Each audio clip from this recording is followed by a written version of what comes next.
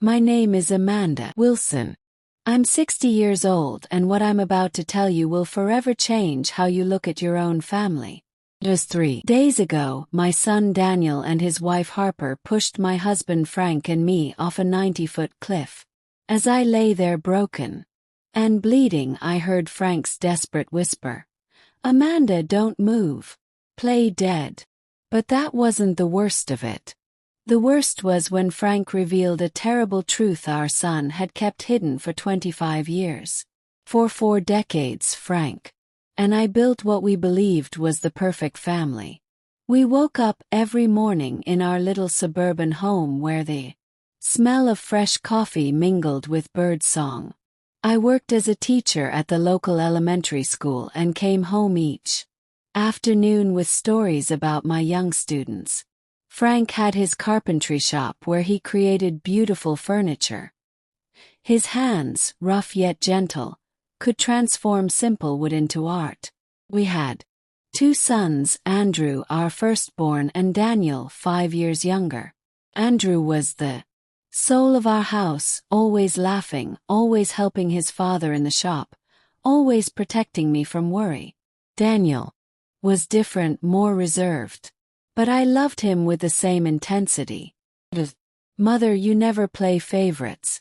Or at least that's what I told myself. On Sundays after church, we gathered around our oak dining table, which Frank had carved himself. Andrew would share his plans to study engineering, while Daniel would remain silent, just picking at his food. I noticed the shadow that crossed Daniel's face whenever anyone praised his brother. But I dismissed it as normal sibling rivalry. Life was simple, but beautiful. In the evenings, Frank and I would walk the trail around our small town, talking about our dreams, how we'd watch our grandchildren grow, how we'd grow old together in that very house. I never imagined those walks were training for the one that would almost kill me. On weekends, I'd host family gatherings where my sisters, Betty and Joan, would come with their husbands and children. The house would fill with laughter and children running everywhere. Frank was my perfect partner. After 40 years of marriage, he still brought me wild flowers he'd pick on his way home. He helped me grade my students' tests, and I held pieces of wood for him while he worked in his shop. We were a team, an unbreakable unit, or so I thought. At night we'd sit on the porch watching the stars, planning our future. We talked about traveling when we retired, seeing the ocean for the first time, building a smaller house once our kids started their own families. But perfect happiness, as I would discover years later, often hides the deepest tragedies. When Andrew turned 20, something changed in our family. He began to argue with Daniel about things I didn't understand. I'd hear them whispering in the hallway, falling silent when I appeared. Frank told me it was just brotherly stuff and would pass. I wanted to believe him because I needed to believe our family was still perfect. But I couldn't ignore the tension that filled our home. Whenever Andrew and Daniel were in the same room, Andrew would look at his brother with suspicion, while Daniel's eyes held something I couldn't quite name, resentment perhaps, or fear. "Mom," Andrew said to me one evening while helping with the dishes, "have you noticed anything strange about the bank statements lately?" "What do you mean?" I asked, hands deep in soapy water. He hesitated. "Nothing. Forget I mentioned it. I should have pressed harder. Should have demanded answers. But sometimes a mother's heart prefers comfort over truth." One night in October, exactly 25 years ago, Andrew didn't come home for dinner. We waited until 11, then midnight, then 10 a.m. Daniel was in his room supposedly studying. But I noticed something strange in his eyes whenever I asked about his brother. Frank went out to search with our neighbors. I checked Every corner of town, every trail, every place Andrew frequented. My stomach twisted with each passing hour. I called Andrew's friends, his girlfriend, even the local hospital. No one had seen him. I paced the kitchen floor until my legs ached, jumping at every sound, hoping it was Andrew's key in the door. Daniel remained in his room, emerging only when I called him for updates. His face was blank, emotionless in a way that should have alarmed me. He's probably just out with friends, Mom, Daniel said flatly. You know how he loses track of time. But Andrew wasn't like that. He was responsible, considerate. He always called if he'd be late. At dawn, they found his body at the bottom of the river gorge. The police said it was an accident, that he had probably stumbled in the dark. I never questioned that version because I couldn't imagine that. The truth was far more horrible. The call came at 5:17 a.m. I remember staring at the kitchen clock as Frank answered the phone, watching his face crumple. He said nothing, just handed me the receiver.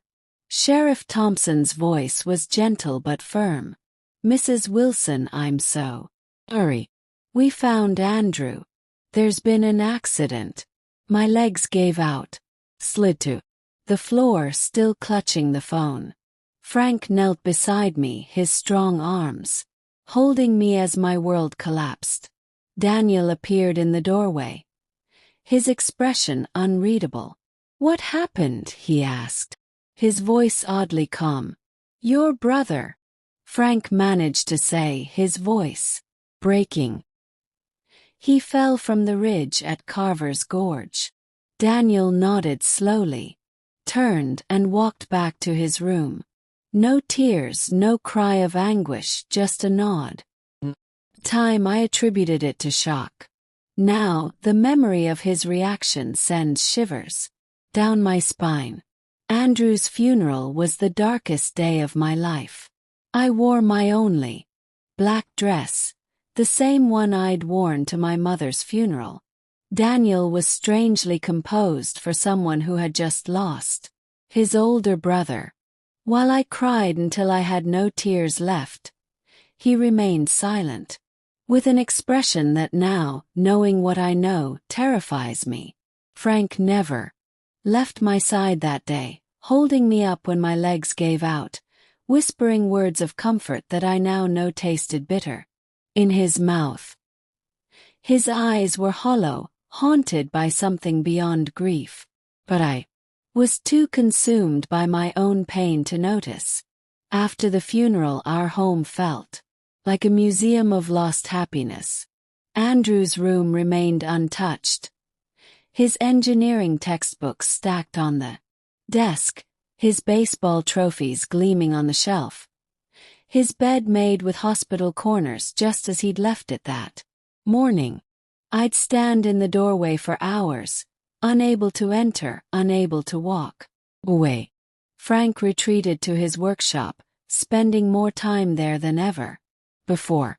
The sound of his saw cutting through wood became the soundtrack to our grief.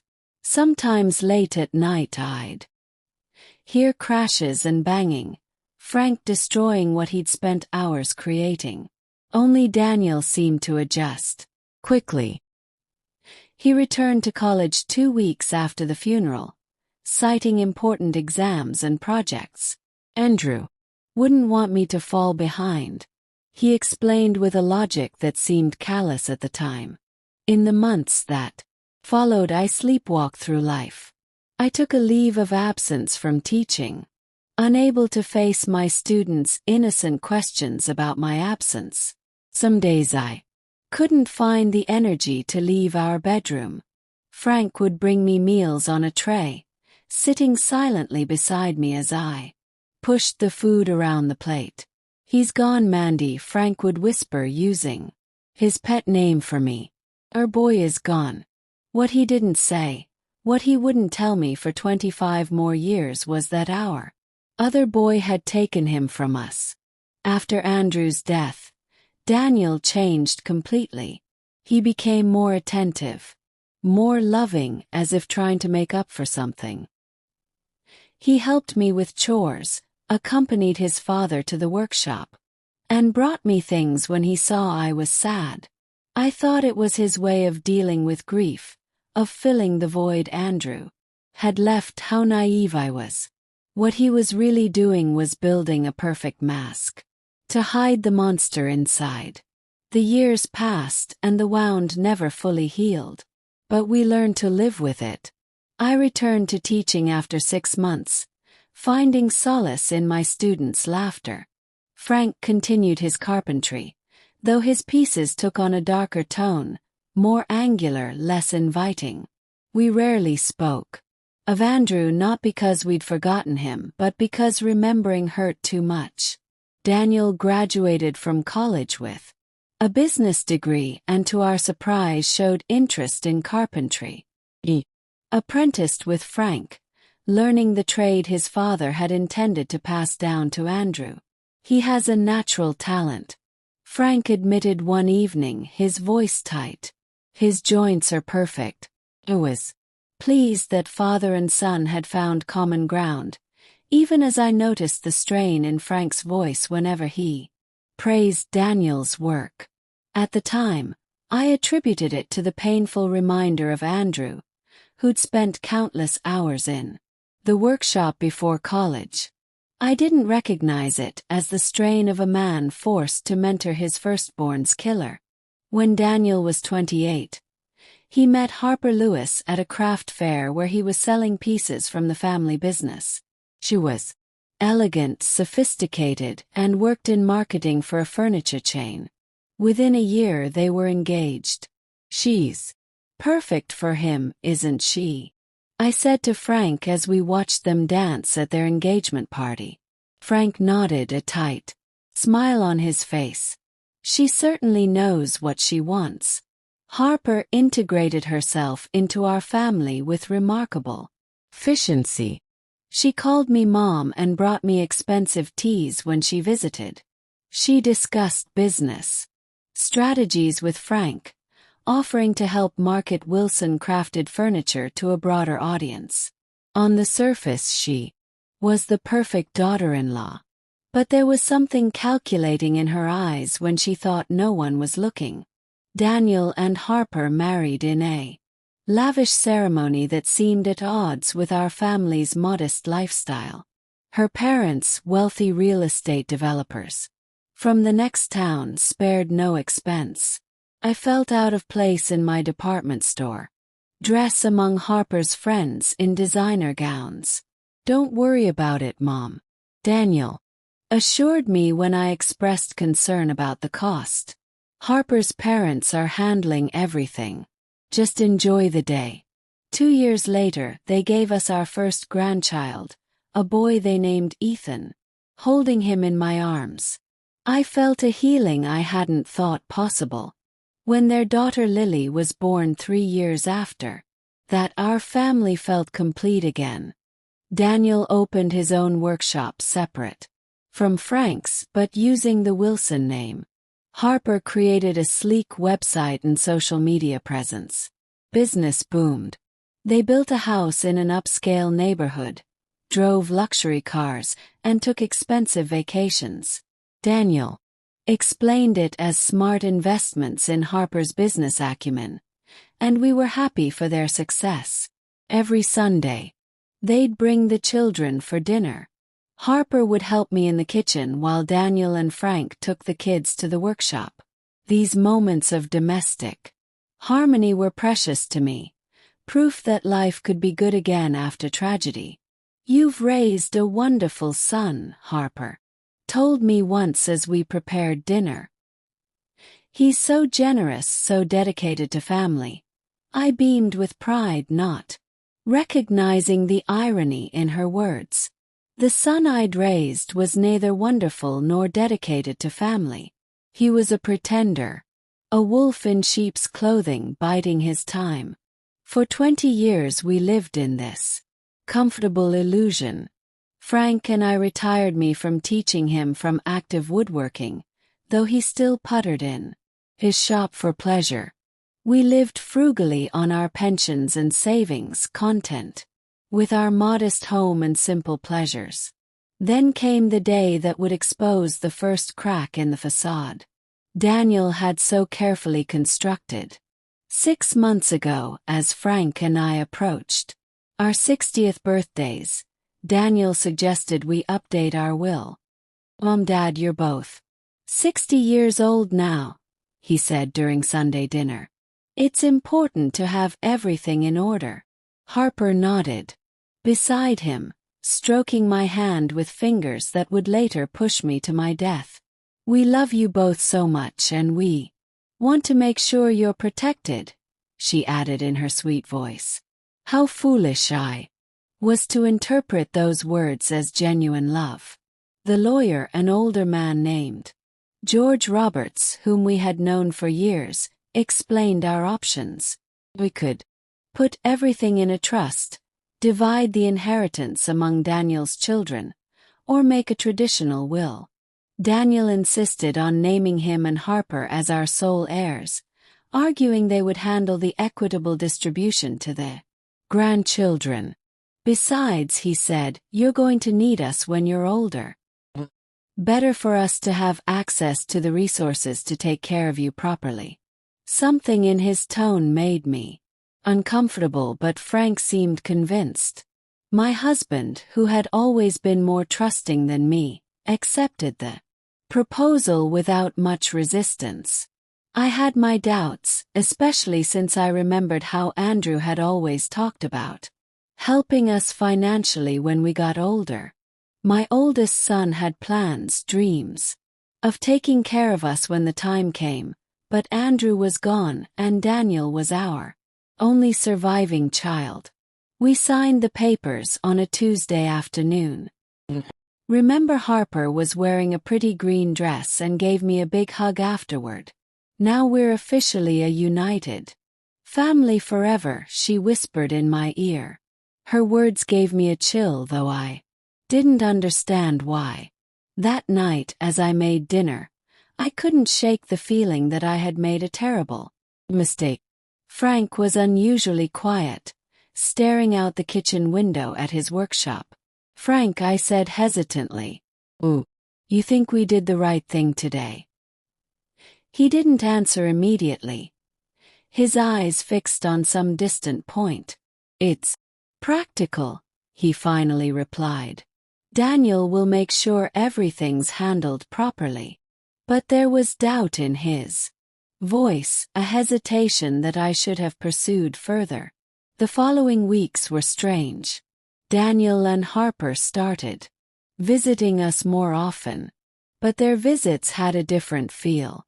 They no longer came just to spend time with family.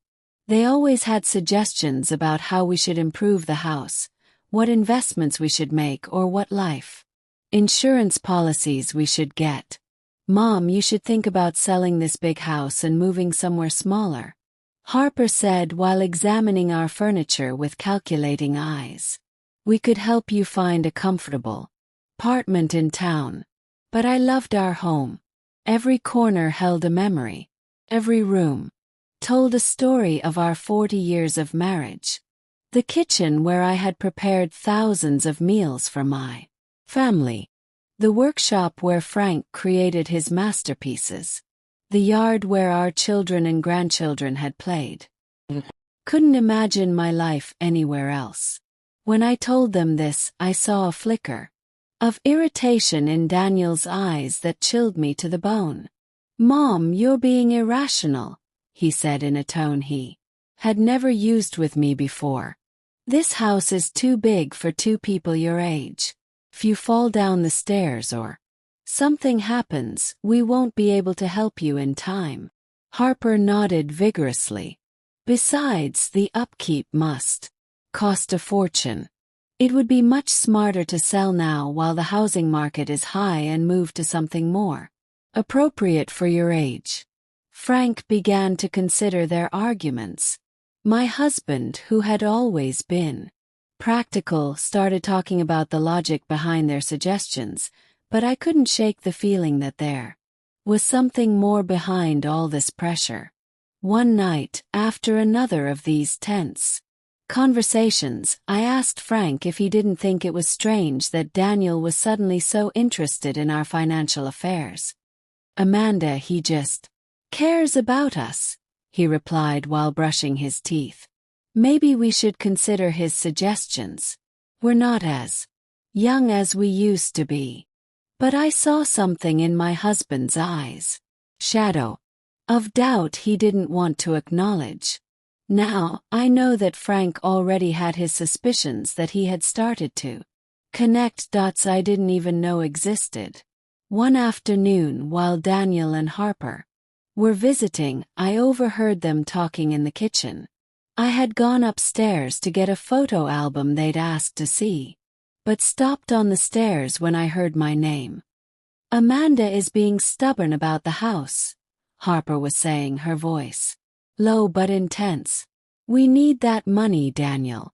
The business can't take another quarter like the last one." "I know," Daniel replied, "but pushing too hard will just make her suspicious. We need to be patient." "We don't have time to be patient," Harper hissed. "The bank is breathing down our necks. Your parents are sitting on almost $200,000 between this house and their savings. We don't figure something out soon." I must have made a sound because they suddenly fell silent. When I entered the kitchen, a moment later, they were smiling as if nothing had happened. "Found the album, Mom?" Daniel asked, his voice perfectly normal. "Yes," I said, my hands trembling slightly as I placed it on the table. "Here are the pictures from your childhood you wanted to see." That night, I couldn't sleep. I lay awake staring at the ceiling, listening to Frank's breathing beside me, trying to understand why I felt so uneasy. The conversation I'd overheard played in my mind on repeat. Their business was failing. They needed our money. The friendly suggestions about selling our home suddenly took on a sinister tone. The next day, I decided to call my sister Betty for advice. Betty had always been sharper than me, more suspicious of people's intentions. When I told her about Daniel's pressure and what I'd overheard, she was silent for a long moment. "Amanda," she finally said, "doesn't it seem strange to you that Daniel is so anxious to control your money? I mean, he has his own business. He's always acted like he's doing well financially. Why would he need so much control over your finances?" Her words hit me like a slap. She was right. Daniel had always portrayed himself as successful, independent. Yet now he seemed desperate for access to our modest savings. "What should I do?" was her. "Don't sign anything else," Betty advised firmly. "And maybe look into their business. Public records can tell you a lot." That afternoon, while Frank was in his workshop, I used our old desktop computer to search for information about Wilson Crafted furniture. In what I found shocked me. There were tax liens, lawsuits from suppliers claiming non-payment, and a pending bankruptcy filing. The business that Daniel had always described as thriving was in fact collapsing. I printed the documents with shaking hands, my mind reeling. Why had Daniel lied to us? Why hadn't he simply asked for help if they were in trouble when Frank came in for dinner? I showed him what I'd found. "I think we need to talk to Daniel," I said. "If they're in financial trouble, we can help them within reason, but all this pressure about the house and the will, it doesn't feel right." Frank sat heavily at the kitchen table, the same table where we had shared thousands of family meals. He stared at the documents, his face pale. "Mandy," he said finally, his voice barely above a whisper, "there's something I need to tell you, something I should have told You 25 years ago. My heart began to pound so hard I thought it would beat out of my chest. Frank's words hit me like a lightning bolt. What about Andrew's death? I asked with a trembling voice. My husband sat heavily in one of the kitchen chairs. Frank ran his hands over his face as if trying to erase the memories that had tormented him for 25 years. The night Andrew died, he began in a broken voice. Daniel wasn't in his room studying like he told us. I saw him leave the house around 8 hours. I followed him because something about his attitude worried me. He'd been very strange those days, more aggressive, more resentful. Frank paused, looking at his hands as if the terrible truth he had kept for so long was written on them. He stood, frozen, unable to move, barely able to breathe. I saw them arguing by the gorge. Amanda, I heard them screaming horrible things at each other. My world began to spin. What were they arguing about? I whispered, even though part of me no longer wanted to know the answer. Frank looked up and I saw tears in his eyes. Tears he hadn't even shed at our oldest son's funeral. About the inheritance, Daniel was furious because Andrew was the oldest. Because according to family traditions, he would inherit most of our assets. But there was something more, something about money that Andrew had found. What money? I asked, feeling the ground vanish beneath my feet. Frank sighed deeply before continuing. 3 days before he died, Andrew came to talk to me in the workshop. He had discovered that Daniel had been stealing money from the family savings account. Small amounts at first, but then larger sums. Andrew had proof. He'd been investigating for months. My mind refused to process what I was hearing. My youngest son, the one who had been so attentive after Andrew's death, the one who helped and cared for us, had been stealing from us even before his brother died. Why didn't you ever tell me? I accused Frank, feeling the betrayal multiply. Because when I got to the gorge that night, it was already too late, he replied in a choked voice. I saw Daniel standing next to Andrew's body. Our youngest son was trembling, crying, and repeating over and over. It was an accident. It was an accident. He looked at me with those desperate eyes and begged me to help him. Tears ran down my cheeks uncontrollably. But you believed him, I murmured. Even though I already knew the answer, Frank nodded slowly with an expression of guilt that had nodded at him for decades. He was my son. Amanda, my youngest son, was asking for my help, and Andrew was already dead. I couldn't bring one back to life by destroying the other. I thought it was really an accident that Daniel had learned his lesson, that he would become a better man after this. And the stolen money? I asked, needing to know every detail of this nightmare. Daniel promised he would pay it back little by little, that he had taken the money to invest in a business that had gone wrong. He swore he would never do something like that again. And I believed him. Amanda, God, forgive me. But I believed him because I needed to believe my son wasn't a killer. I got up from the table, stumbling, holding onto the wall so I wouldn't fall. Everything I had believed about my family, about my surviving son, about the last 25 years of my life, was a lie. Did he pay the money back? I asked, although I already knew the answer from the look on Frank's face. Never, he replied. In fact, he kept stealing small amounts that I pretended not to notice. Because confronting him would mean admitting I had covered up a murderer. I became his accomplice. Amanda. Every time I stayed silent, every time I pretended not to see the bank accounts dwindle, I became more of his accomplice. The horrible reality began to take shape in my mind. That's why he's so interested in controlling our finances. Now I murmured. It's not because he cares about us. It's because he wants to finish what he started 25 years ago. Frank nodded gravely. And there's something else, Amanda. Something I just discovered a few weeks ago. What else could there be? I asked, feeling like my heart couldn't take any more revelations. Frank went to his desk and pulled out some papers he had been hiding under other documents. I've been discreetly investigating Daniel's finances. His carpentry business isn't doing as well as he wants us to believe.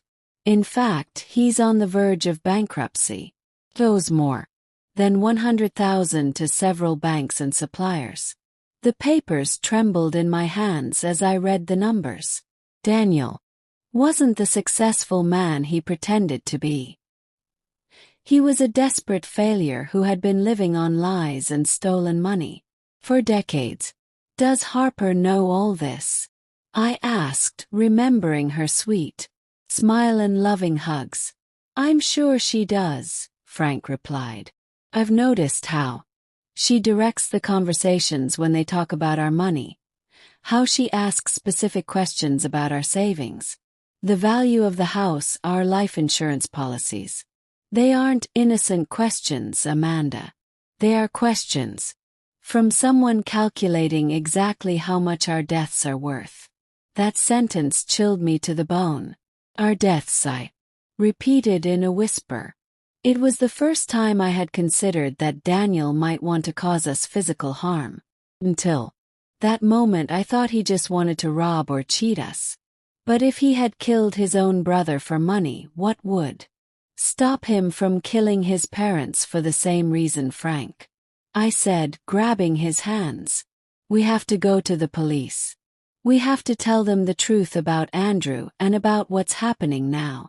But my husband shook his head with a look of hopelessness that broke my heart. With what evidence, Amanda? I'm an accomplice to covering up a murder. If I talk now, I'll go to jail too. And besides, who's going to believe an old man who has been keeping this secret for 25 years? He was right. And the realization filled me with despair. Ooh. We just wait for him to kill us like he killed Andrew. We're going to be very careful, Frank said, trying to sound more confident than he really was. We're going to find a way to protect ourselves, to gather evidence, but his words were interrupted by the sound of the phone. It was Daniel. Hi, Mom, he said with that sweet voice that now sounded sinister to me. Harper and I were thinking, and we believe it would be beautiful to celebrate your 40th wedding anniversary with something special. How about we take you to those mountains you've always talked about next weekend? We could go on a family hike, take pictures, and have a perfect day together. My blood turned to ice. I looked at Frank, who had heard the conversation, and had the same look of terror on his face. That's a very sweet idea, son. Managed to reply in a trembling voice. But let us think about it and we'll get back to you tomorrow. After hanging up, Frank and I looked at each other in silence, knowing we had just received an invitation to our own execution. Mountains, I murmured. He's going to take us to the mountains to kill us and make it look like an accident. Frank nodded gravely, just like he did with Andrew at the gorge. That night we didn't sleep a minute, holding each other in our bed, planning how we could save ourselves from our own son. The next few days were a nightmare of terror and pretense. Frank and I had to act as if nothing had happened when Daniel and Harper came to visit, smiling when they talked about the mountain trip, nodding when they excitedly told us about spending time with family. But inside, every fiber of my being screamed with fear. I knew I was looking into the eyes of my oldest son's murderer, and now he was planning to do the same to his father and me. Mom, we've already booked the cabin, Harper said on Thursday when they dropped by unannounced. It's going to be such a special weekend. The perfect way to celebrate 40 years of marriage. I watched her arrange wild flowers in a vase she'd brought a little anniversary gift, wondering how someone so elegant, so seemingly kind, could be involved in planning murder. Had Daniel told her the truth about Andrew? Was she capable of pushing an elderly woman to her death for money? The kids are so excited, she continued, oblivious to my scrutiny. Ethan keeps talking about fishing in the mountain stream with Grandpa. That sounds lovely, I managed to say, my voice steadier than I expected. Frank has always wanted to teach him how to fish. Frank entered from his workshop, sawdust clinging to his shirt. He'd aged a decade in the few days since our conversation about Andrew. Deep lines etched his face and his shoulders hunched as if carrying a physical weight. Daniel, he said, forcing a smile. I was just looking at those blueprints you brought over. The design for the new dining set is impressive. Daniel beamed at the praise, and I felt sick watching him absorb his father's approval he'd craved his entire life, even as he plotted to kill us both. Thanks, Dad. I learned from the best. His eyes, so like Andrew's, held none of his brother's warmth. How had I never noticed the coldness there after they left? Frank and I sat in our living room, trembling not just from fear, but from the strain of maintaining our facade. We can't go, I said, clutching his hands. We just can't. We'll make up some excuse. We don't go, Frank replied gravely. They'll find another way. Maybe something that looks even more accidental, like a house fire or a robbery gone wrong, at least. In the mountains. We know what they're going to try to do. His words had a terrible logic that didn't comfort me at. So what do you suggest? Frank was thoughtful for a few minutes before answering. We're going to go, but we're going to be prepared. I'm going to hide my cell phone and set it to record everything. If we survive, we'll have evidence. If we don't, his voice broke. At least someone will know the truth. That night, I sat at our kitchen table writing a letter to my sister, Betty, explaining everything Frank had told me about Andrew's death and our suspicions about Daniel's current plans. I sealed it in an envelope and tucked it inside my well-worn copy of Pride and Prejudice, a book Daniel would never touch, and placed it back on the shelf. What if no one finds it? I asked Frank as we lay in bed, staring at the ceiling. I made arrangements, he replied, his voice hollow. I called George Roberts today, told him we were going hiking this weekend and wanted to update a few things in our will. I mentioned that if anything happened to us, Betty should be notified immediately and given full access to our house and personal effects. Did he suspect anything? I don't think so. I just said we're getting older and wanted to be cautious before a trip into the mountains. I turned to face him in the darkness, tracing the familiar lines of his face with my fingertips. In the soft moonlight filtering through our curtains, he looked young again, the handsome carpenter I'd fallen in love with at 19. Frank, I whispered, do you think we should just pack a bag and drive away tonight? He pulled me closer, his arms still strong despite his 60 years. And go where, Mandy? Leave our home. Our memories run like criminals when we've done nothing wrong. He sighed deeply. Besides, they'd find us eventually. Daniel knows all our friends, all the places we might go. He was right. Of course, there was nowhere to hide. And part of me, the part that had been a teacher for 30 years, couldn't bear the thought of running from my own child, no matter what he'd done.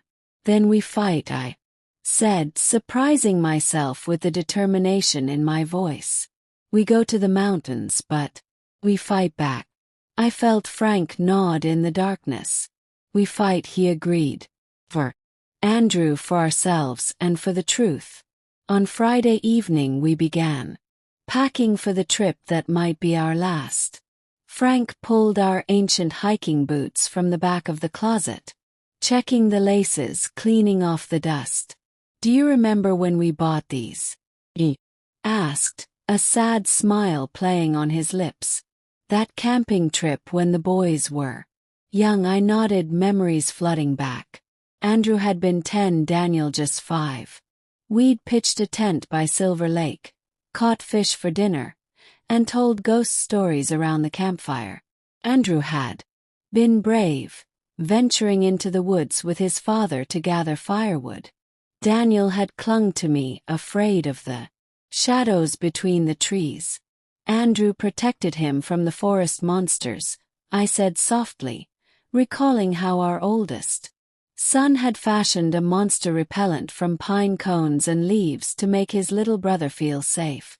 The irony wasn't lost on either of us, the protected becoming the predator. Frank set the boots aside and pulled out his Swiss Army knife, checking each tool methodically. He slipped it into his pocket without comment. Next came a small first aid kit, which he supplemented with extra bandages and antiseptic.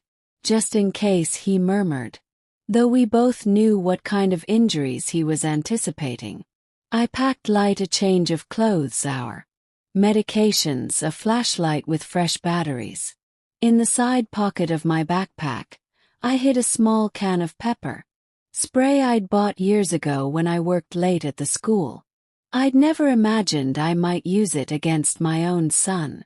As I zipped the bag closed, the phone rang. It was Harper. Amanda, I'm just checking in about tomorrow, she said, her voice honey. We'll pick you up around 8 if that works. The weather's supposed to be perfect. Clear skies, not too hot. Perfect weather for a murder, I thought bitterly. It sounds fine, dear. Should we bring lunch? Don't worry about a thing, Harper replied. I've got it all planned. Sandwiches, fruit, cookies for the kids, and champagne, of course, to celebrate your anniversary.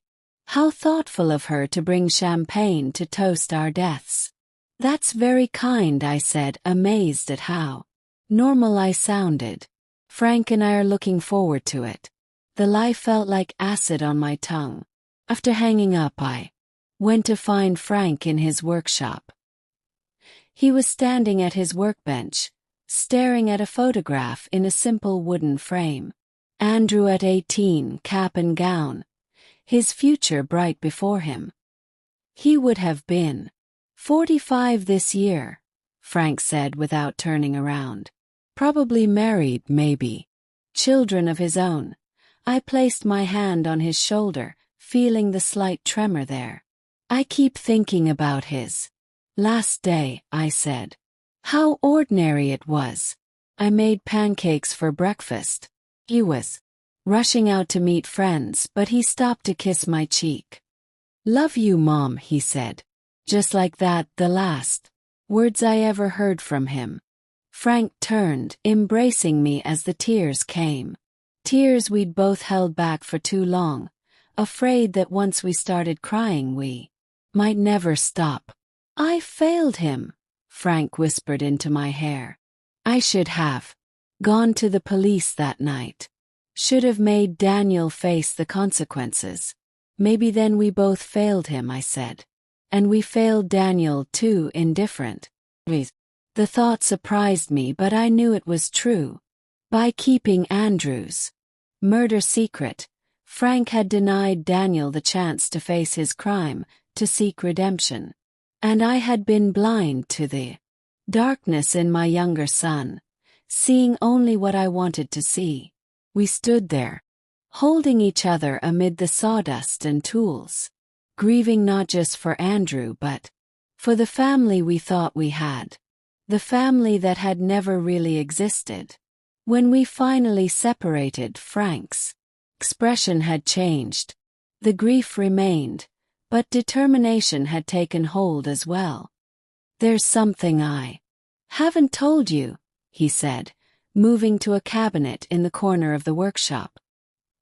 He unlocked it with a key from his pocket and pulled out a thick file folder. "I've been gathering information on Daniel and Harper for months." Stared at him in shock as he spread the contents on his workbench. Financial statements, property records, loan applications, a paper trail of deceit spanning years. "How did you get all this?" "Some of it is public record. Came from George Roberts. He's been our lawyer for 30 years. And he was concerned about how aggressively Daniel was pushing for control of our assets, and some he hesitated. Some came from Andrew's things. He was investigating Daniel before he died. I found his notes hidden in an old toolbox. Leap through the documents, my teacher's mind automatically organizing and connecting the information. What emerged was a pattern more disturbing than I'd imagined. "They've been planning this for years," I said in disbelief. "Look at these life insurance policies they took out on us both, naming Daniel as the sole beneficiary." Frank nodded grimly. "Look at this."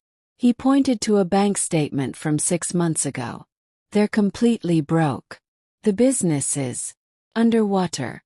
Their house is mortgaged to the hilt and they've maxed out 5 credit cards. But they seem so successful," I said, thinking of their beautiful home, Harper's designer clothes, the expensive private school the children attended. "It's all smoke and mirrors," Frank replied.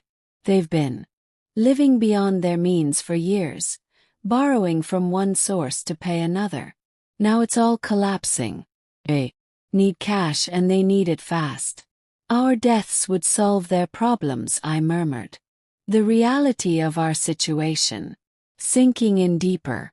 The life insurance, the house, our savings, it would be enough to clear their debts and start over.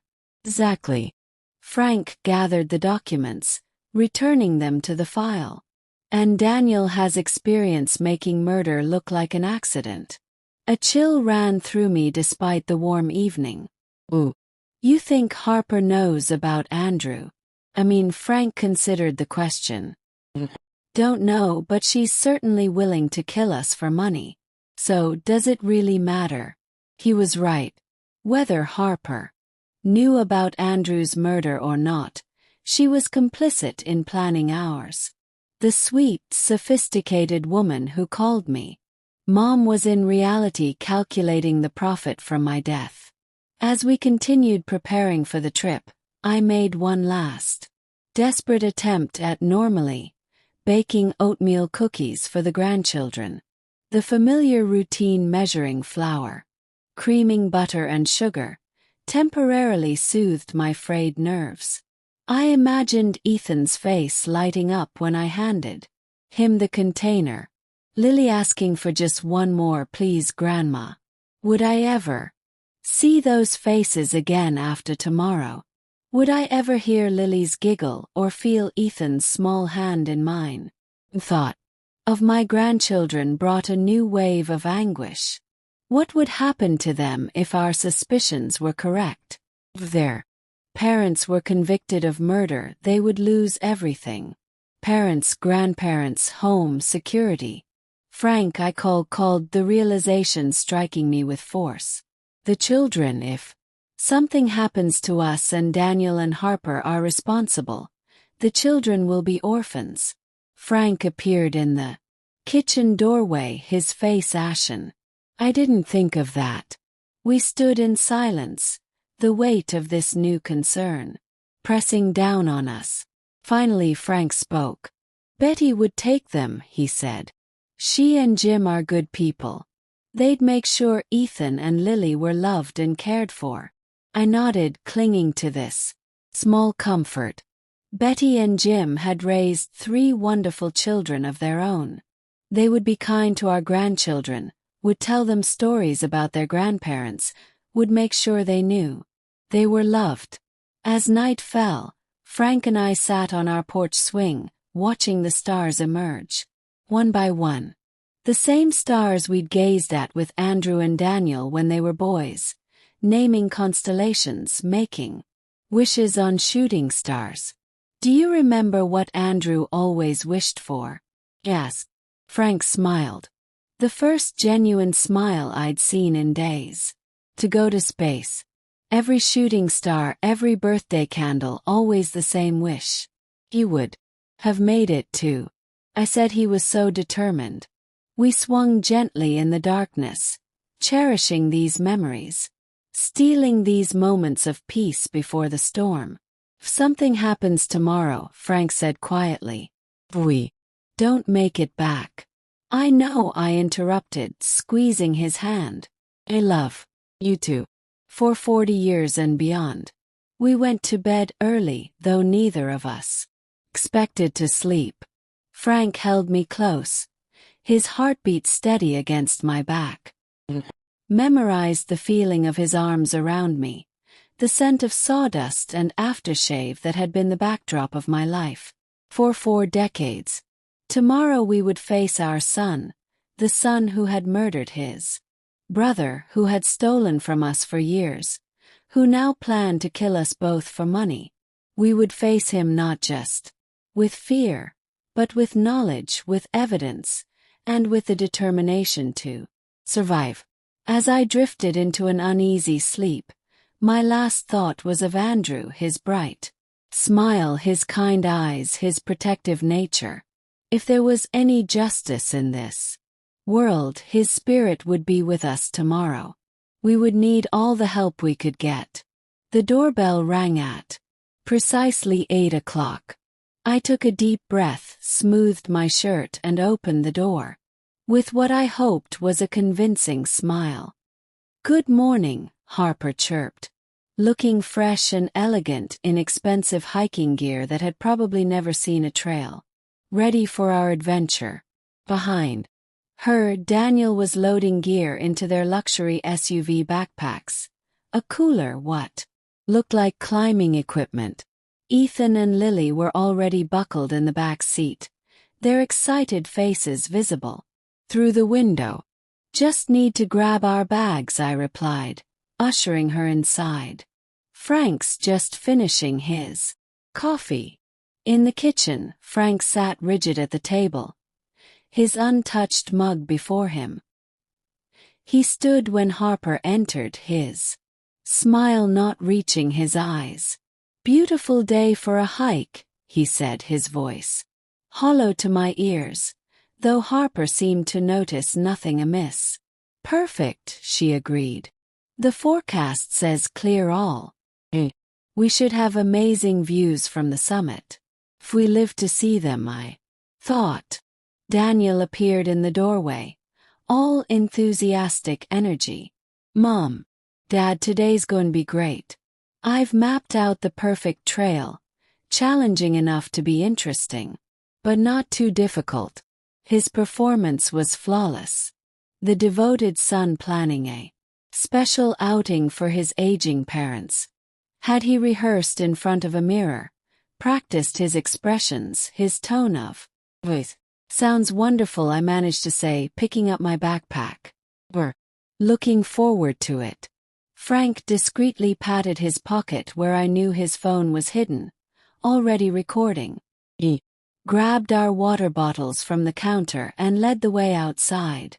The children's excitement was genuine and contagious. Ethan at 9 bounced in his seat as we approached, while 6-year-old Lily clutched her favorite stuffed rabbit. "Grandma, Grandpa," they chorused as we approached the vehicle. "We're going to the mountains for a moment." I forgot our grim purpose and simply savored their joy. I hugged each of them tightly, breathing in Lily's strawberry shampoo, feeling Ethan's strong little arms around my neck. "We brought snacks," Lily whispered, conspirator ally. "Mom says we have to wait until we're on the trail, but I saved you a cookie." She slipped a slightly squashed chocolate chip cookie into my hand, and my heart broke a little more. How could her parents plot murder while she innocently saved cookies for her grandmother? The drive to the mountains took nearly 2 hours. Daniel drove, carefully obeying every speed limit sign, stopping completely at each stop. He was taking no chances with his precious cargo, not out of concern for our safety, but to ensure we reached our destination. Harper kept up a steady stream of cheerful chatter, pointing out landmarks, sharing anecdotes about previous family trips. The children joined in singing songs, playing travel games. It was a perfect family outing except for the murderous intent hidden beneath the surface. Frank sat beside me, in the back seat, his hand finding mine between us. He squeezed gently, a silent reassurance. I squeezed back, drawing strength from his presence. As we climbed higher into the mountains, the scenery grew more spectacular. Towering pines lined the winding road, giving way occasionally to breathtaking vistas of valleys below. In different circumstances, I would have marveled at the beauty. Now, each curve in the road brought us closer to our confrontation with death. Almost there, Daniel announced as he turned onto a gravel road. The trailhead is just about 5 minutes up this way. I watched the back of his head, the familiar shape of his ears, so like Frank's, the dark hair, beginning to gray at the temples. My son, my child, the boy I had nursed through fevers, taught to read, comforted after nightmares, now a man, planning to orphan his own children for money. Where had I gone wrong? What had I missed? These questions had haunted me since Frank's revelation, though I knew they had no satisfactory answers. Some darkness had always lived in Daniel, perhaps a shadow that had grown and festered over the years, nurtured by jealousy, greed, and the terrible secret he shared with his father. We arrived at a small clearing marked by a weathered wooden sign, Eagle's Ridge Trail. Beyond it, a narrow path disappeared into dense forest. Few other cars were parked in the small lot, a worrying sign. Daniel and Harper wouldn't want witnesses to what they planned. Here we are, Daniel said brightly, parking next to a red pickup truck. Eagle's Ridge has the best views in the state. Wait until you see the lookout point at the top. I met Frank's eyes briefly. The lookout point, that would be where they planned to do it. A tragic accident. An elderly couple falling from a scenic overlook. So sad. So preventable.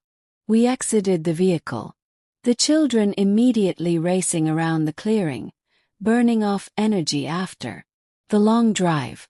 Daniel and Harper unloaded the gear with practice efficiency.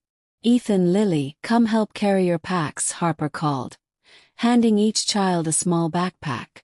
Remember what we discussed. You're responsible for your own water and snacks. The children dutifully donned their packs.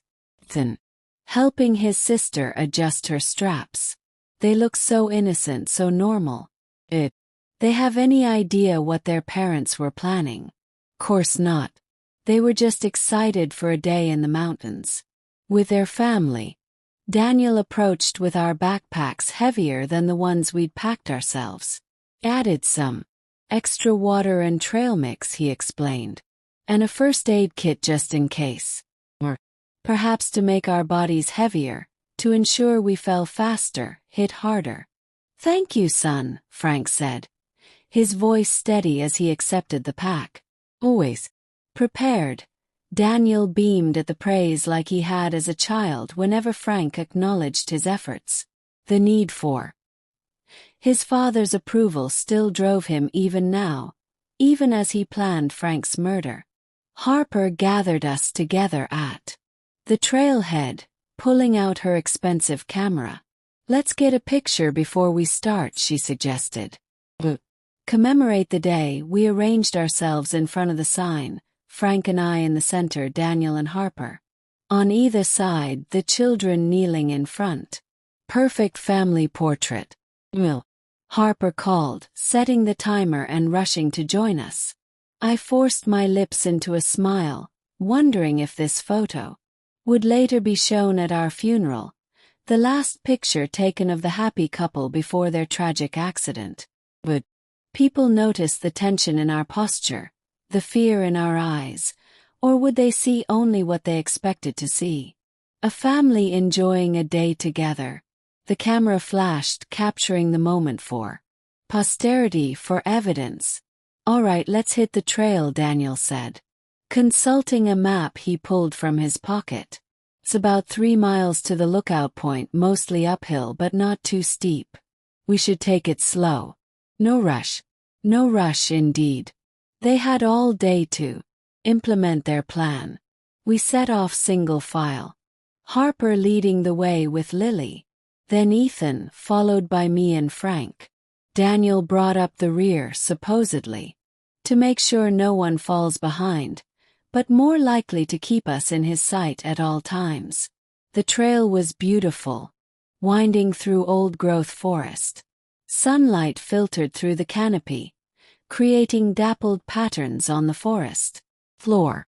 Birds called from the branches overhead, and occasionally small creatures rustled in the underbrush. Another life, I would have stopped to identify wildflowers, to point out interesting fungi to the children, to breathe deeply of the pine-scent air. Instead, every step filled me with dread, every bend in the trail bringing us closer to the confrontation I knew was coming. After about an hour of hiking, we reached a small clearing with fallen logs arranged as seating. Harper suggested a rest break, distributing water bottles and granola bars. How are you holding up, Mom? Daniel asked, his concern appearing genuine. Not too tired.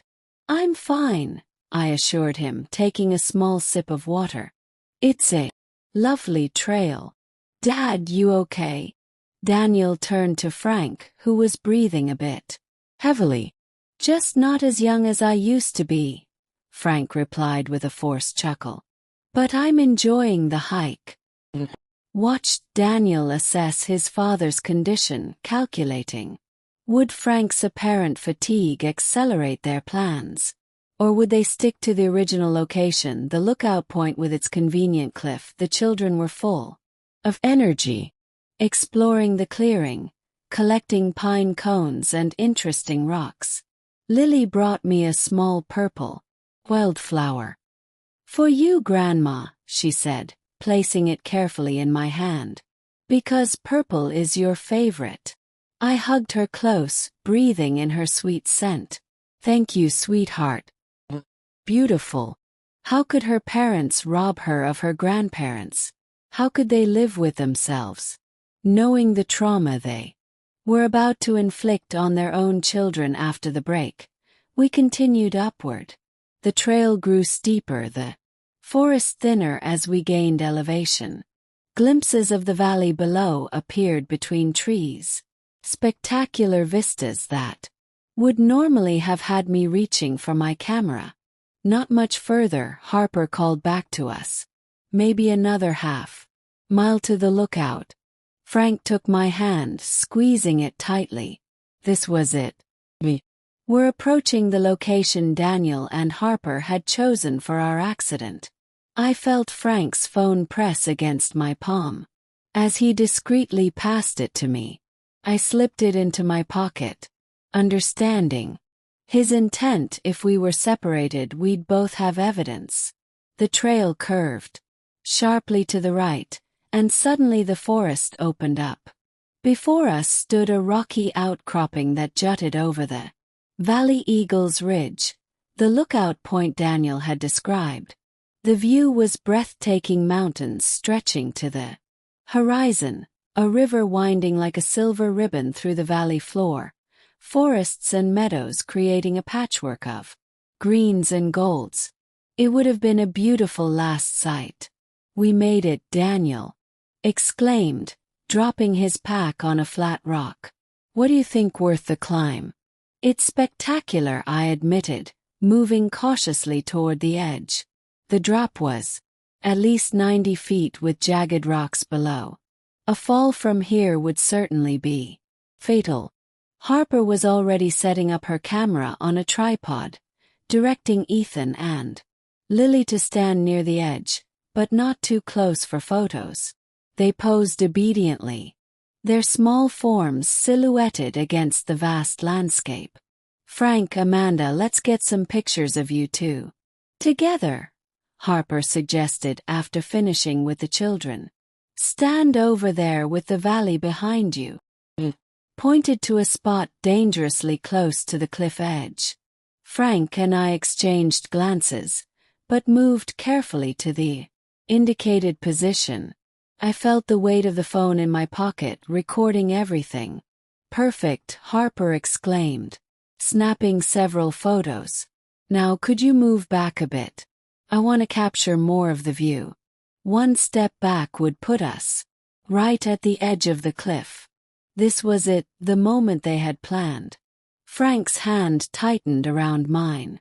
Think. We're good right here, he said firmly. The view is spectacular enough from this spot. I saw frustration flash across Harper's face, quickly masked by a smile. Just a tiny bit back, she coaxed. The composition would be so much better. Daniel approached from the side, his movements casual but purposeful. Dad, let me show you the best spot for photos. He positioned himself behind us, ready to push. I felt a surge of adrenaline, my teacher's instincts taking over. For 30 years I'd managed classrooms of children, handled parent confrontations, diffused potentially violent situations. I wouldn't go quietly to my death. Daniel, I said sharply, turning to face him directly. We know what you're planning. His face registered shock, then confusion, then a calculated innocence. What are you talking about, Mom? We know about Andrew, Frank said, his voice steady, despite the tremor I felt in his hand. I saw you that night. I know you pushed him into the gorge.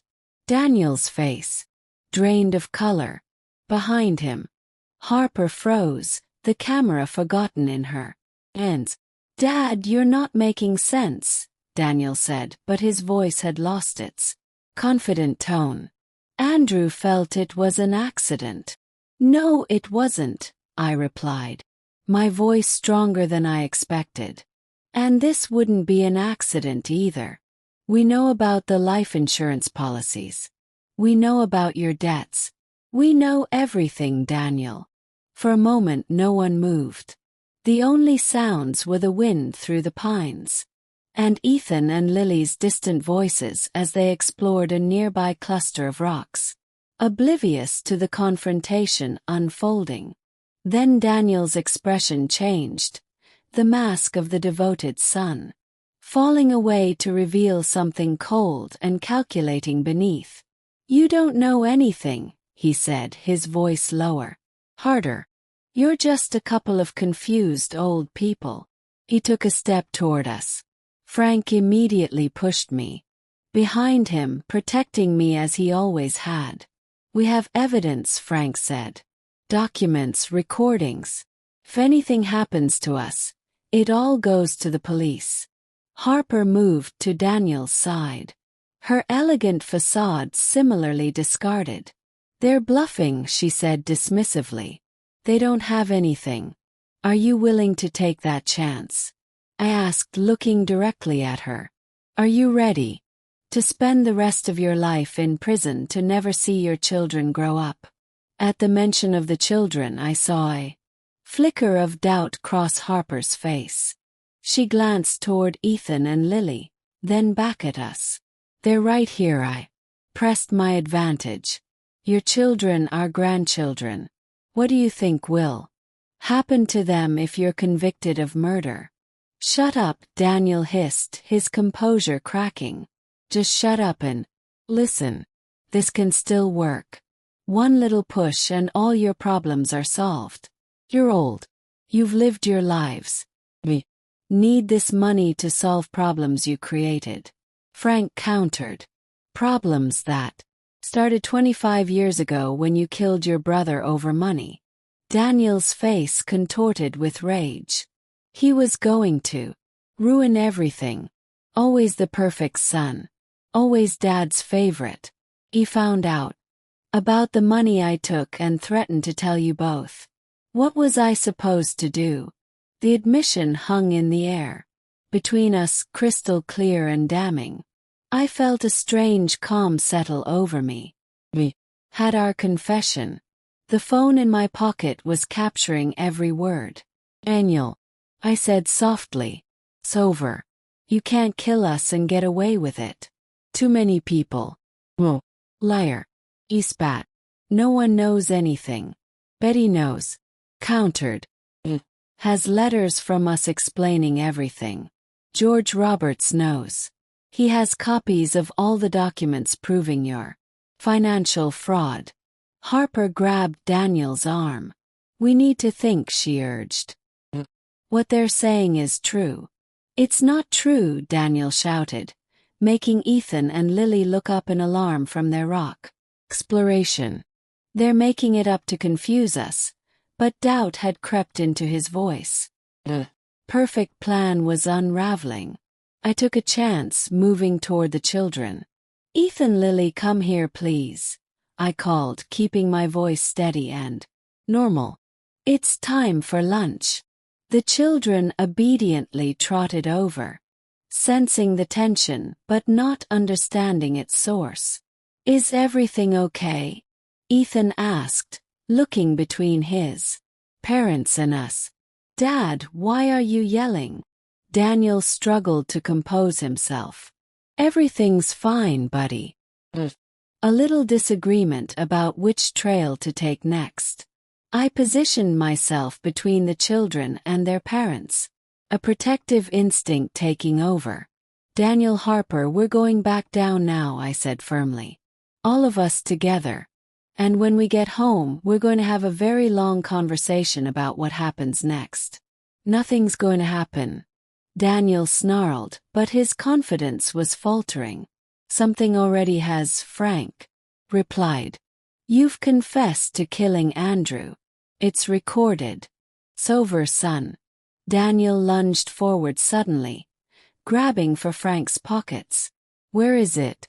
Where's the recording? Frank dodged backward, nearly losing his balance at the edge of the cliff. My heart stopped for a moment, then restarted with a painful thud when he steadied himself. Daniel, stop! Harper cried, genuine alarm in her voice. The children are watching. Indeed, Ethan and Lily were staring wide-eyed at their father, fear and confusion on their young faces. Daddy! Lily's trembling voice broke through the tension. Why are you trying to hurt Grandpa? The simple question seemed to penetrate Daniel's rage.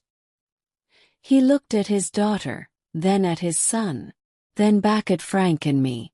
For a brief moment, I saw the child he had once been. Uncertain, seeking approval, desperate to belong. Then his expression hardened. Again. This isn't over, he said quietly. Not by a long shot, but the threat had lost its power. With the children present and the element of surprise gone, their plan had failed. Daniel might have been willing to murder his parents, but even he drew the line at traumatizing his children by committing the act in front of them. Let's go, Harper said, her voice tight with suppressed emotion. We'll deal with this later. Daniel hesitated, looking from us to the cliff edge and back again, clearly calculating whether he could still salvage his plan. The children, Daniel, I reminded him gently. Think of your children. With a last venomous look, he turned away, gathering his pack. Fine, we're leaving, but this conversation isn't finished. As we prepared to descend, I felt no relief, only a grim determination to see this through to the end. We had survived the immediate threat, but the danger was far from over. Daniel and Harper were cornered now, their desperation making them even more unpredictable. The journey back down the mountain would be as perilous as the climb up, in ways that had nothing to do with the terrain. The descent began in tense silence. Harper led the way again, but her earlier cheerful commentary had vanished. Daniel insisted that Ethan and Lily walk with their mother, while he positioned himself directly behind Frank and me, monitoring us, I suspected, to ensure we didn't try to contact anyone. The beautiful forest trail now felt ominous, each shadow potentially harboring new danger. I kept my hand in my pocket, fingers wrapped around Frank's phone, our only tangible evidence of Daniel's confession. About a half-mile from the lookout point, the trail forked. The main path continued downward toward the parking area, while a smaller, less defined trail branched off to the right. "This way," Daniel said, abruptly pointing to the smaller path. "There's something I want to show you." "That's not the way back to the car," Frank objected, standing his ground. "It's a shortcut," Daniel insisted. "Goes down to Falcon's View. It's even more spectacular than Eagle's Ridge." Another cliff. Another opportunity. My blood ran cold. "We're tired," I said firmly. "We want to go back to the car." Daniel's expression darkened. "It wasn't a suggestion." "What about the children?" countered. "They're getting tired too." "Harper will take them back to the car," Daniel replied, his voice leaving no room for argument. "You, Dad, and I are going to have a private conversation." Harper glanced back, understanding passing between her and Daniel. "Come on, kids," she said with false brightness. "Let's go get some ice cream from that shop we saw on the drive up. Grandma and Grandpa will join us later." "I want to stay with Grandma," Lily protested, reaching for my hand. "Not now, Lily," Harper said sharply. "Come with me now."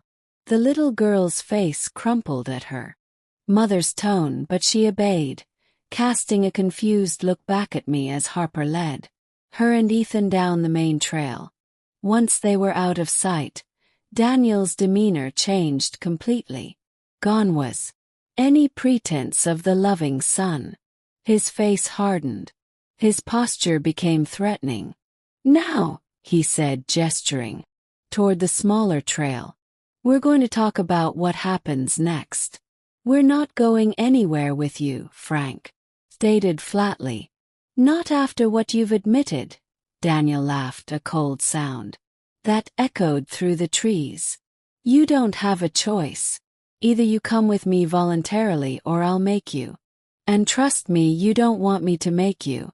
I felt Frank tense beside me, preparing to defend us if necessary. 60, he was still strong from decades of carpentry.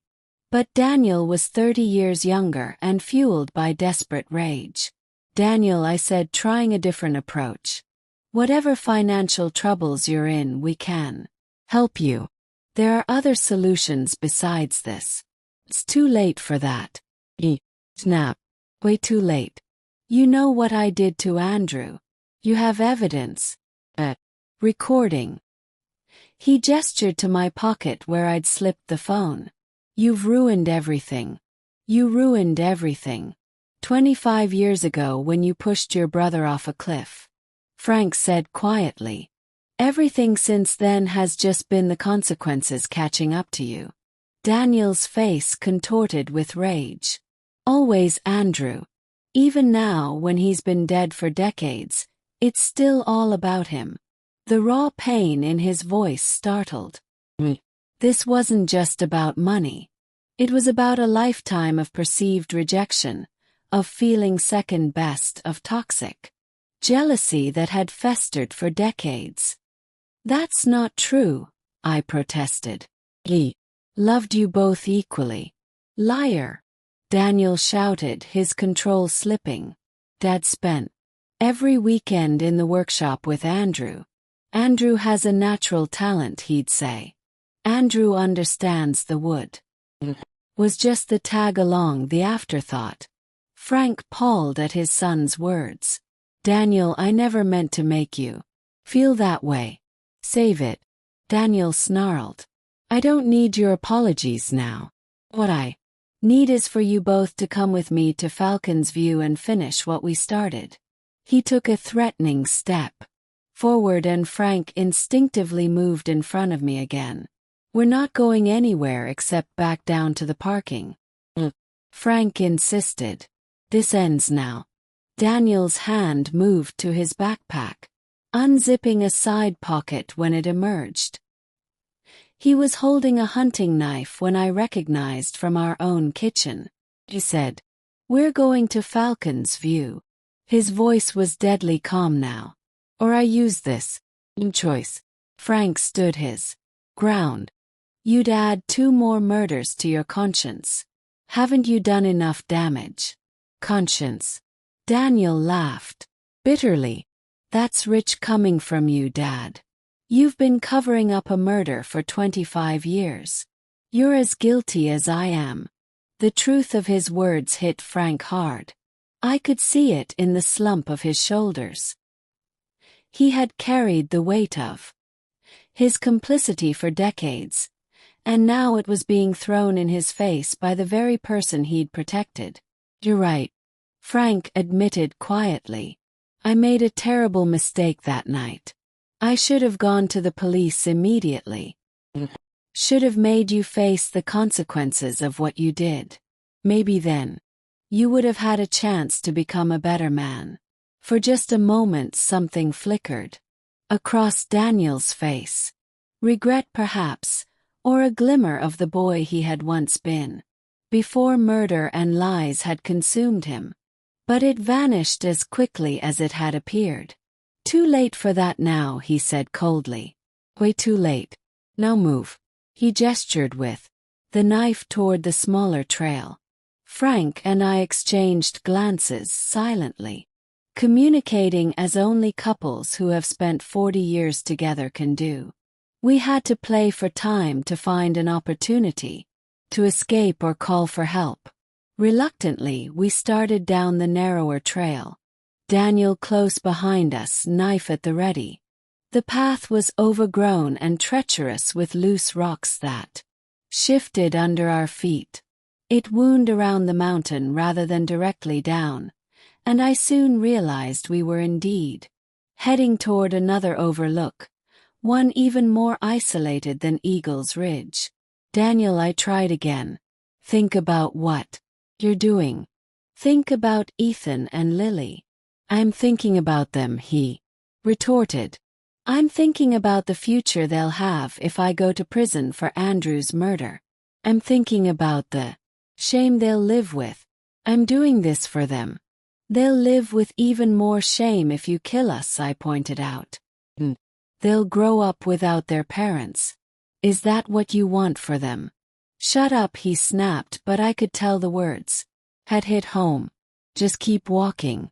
The trail narrowed further, hugging the mountainside with a steep drop to our right. One misstep would send us tumbling down the rocky slope. Perhaps not fatal, but certainly disabling. Daniel could claim we had wandered off the main trail and had an accident. Perfect cover story. We walked in tense silence for another 10 minutes before the trail opened onto a small clearing. Ahead, a rocky outcropping jutted over the valley. Falcon's View, presumably like Eagle's Ridge. It offered a fatal drop to the rocks below. Stop there, Daniel commanded as we reached the center of the clearing. Turn around, we obeyed, facing our son and his knife. The afternoon sun cast long shadows across the clearing. The beautiful day a stark contrast to the ugly scene unfolding. Give me the phone, Daniel demanded, holding out his free hand. I hesitated, clutching the device in my pocket. It contained our only evidence of his confession. "Now!" he shouted, brandishing the knife. Slowly, I pulled out Frank's phone, but instead of handing it over, I pressed the emergency call button on the side, a feature Frank had shown me years ago. With the screen still locked, it would silently dial 911. "Here," I said, CA said, offering the phone to Daniel. He snatched it, immediately checking to see if it was recording. When he saw the locked screen, he looked momentarily confused. "Unlock it," he demanded, shoving it back at me. I took the phone, pretending to enter the passcode while actually pressing random numbers, ensuring the emergency call remained connected. "Not working," I said. "Maybe the battery died." Daniel growled in frustration and grabbed the phone back, shoving it into his own pocket. "Doesn't matter. We'll destroy it afterward." "Daniel," Frank said quietly, "this isn't going to solve your problems, even if you kill us. The evidence still exists. Betty has the letters. George has the documents. We'll deal with them too," Daniel said, though uncertainty flickered in his eyes. "Then who?" "Yes. How many people will you have to silence? It never ends." "Daniel, the truth always comes out eventually." Daniel paced the clearing, knife still in hand, clearly agitated. The careful plan was unraveling and he wasn't sure how to proceed. "Maybe we can make a deal," he finally said. "You destroy all the evidence. Forget what you know about Andrew. And we all go back to normal." "Normal?" Frank echoed incredulously. "There's no going back to normal. Not after what you've admitted. Not after you tried to kill us. Then what do you want?" Daniel shouted, his composure cracking. "Prison. You want me in prison? Your own son." "Want justice for Andrew," Frank replied steadily. "And I want you to get help, Daniel. Real help." Daniel laughed bitterly. "There's no help for what I've done. And there's no way out of this for any of us. Don't you see? Has to end. Here today." He moved toward the cliff edge, gesturing with the knife for us to follow. "Over there now." We remained rooted in place. "No, Daniel," I said firmly. "We're not going to let you kill us." His face contorted with rage. "Don't have a choice." He lunged forward, grabbing my arm roughly and dragging me toward the edge. Frank immediately intervened, grappling with Daniel despite the knife. "Run, Amanda!" Frank shouted as he struggled with our son. "Get help!" I hesitated, unwilling to leave Frank facing Daniel alone. A moment of indecision proved costly. Daniel broke free from Frank's grip and slashed wildly with the knife, catching Frank across the forearm. Blood immediately soaked through his shirt sleeve. "Frank!" I screamed, rushing to his side. Daniel used the distraction to grab me, yanking me toward the cliff edge with surprising strength. Fought back, drawing on reserves I didn't know I had, kicking and clawing as he dragged me. Despite his injury, Frank tackled Daniel from behind. All three of us tumbled to the ground, dangerously close to the edge. A tangle of limbs and desperate struggle.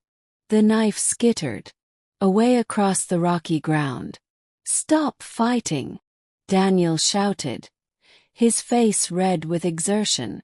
"It's over. It's all over." In the chaos of the struggle, I heard a sound that froze my blood. The cracking of rock beneath us. Edge of the cliff, weakened by erosion, was giving way. "Move back," I screamed. "Edges breaking." But it was too late. With a sickening lurch, the ground beneath us collapsed. The world tilted, then disappeared as we fell, locked together.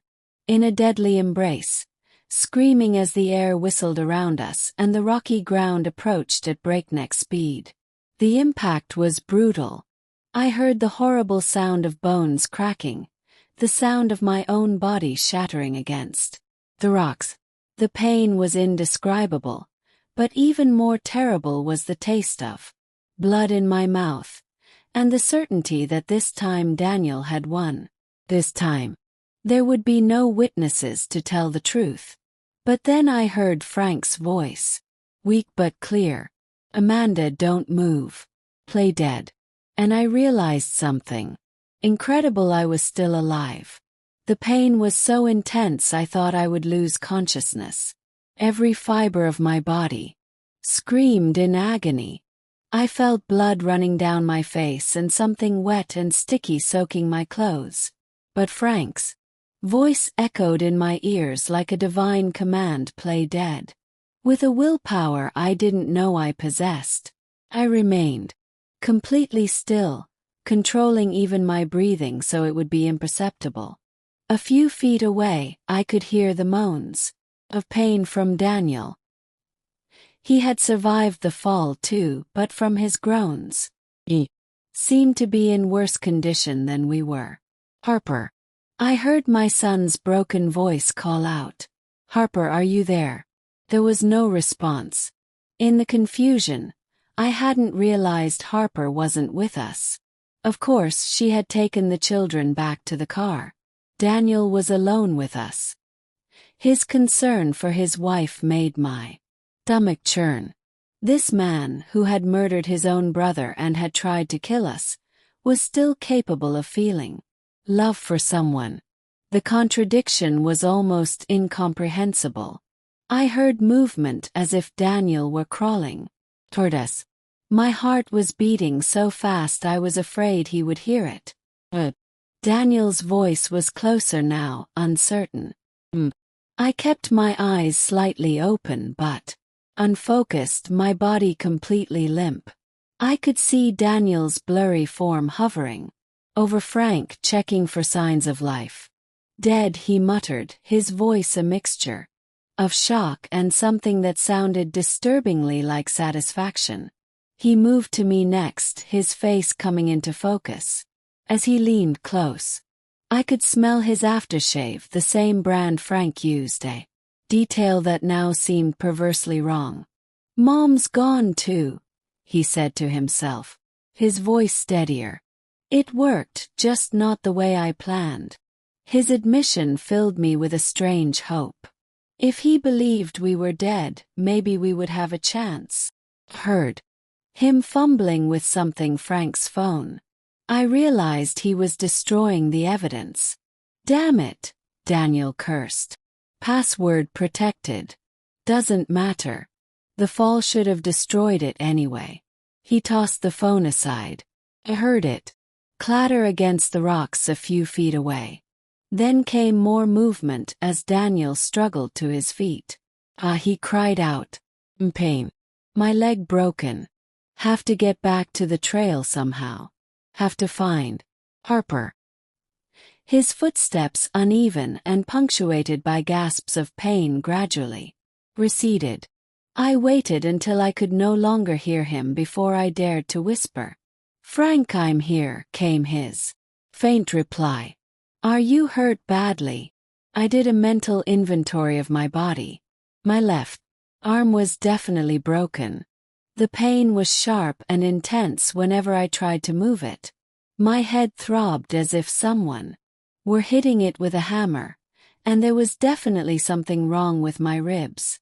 But I was alive, and that was more than I had hoped for. "Broken arm, maybe some ribs and a head wound," I whispered. My leg is broken," he replied, his voice strained with pain. "And I think I have a few fractured ribs. The cut on my arm is still bleeding, but not too badly. Can you reach your phone?" "We'll try." I heard Frank moving, followed by a groan of pain. After what seemed like an eternity, he spoke again. "Got it. It's cracked but still working. No signal down here. Though that was the most terrifying part of our situation. We were alive, but trapped at the bottom of a gorge, injured, and with no way to communicate with the outside world.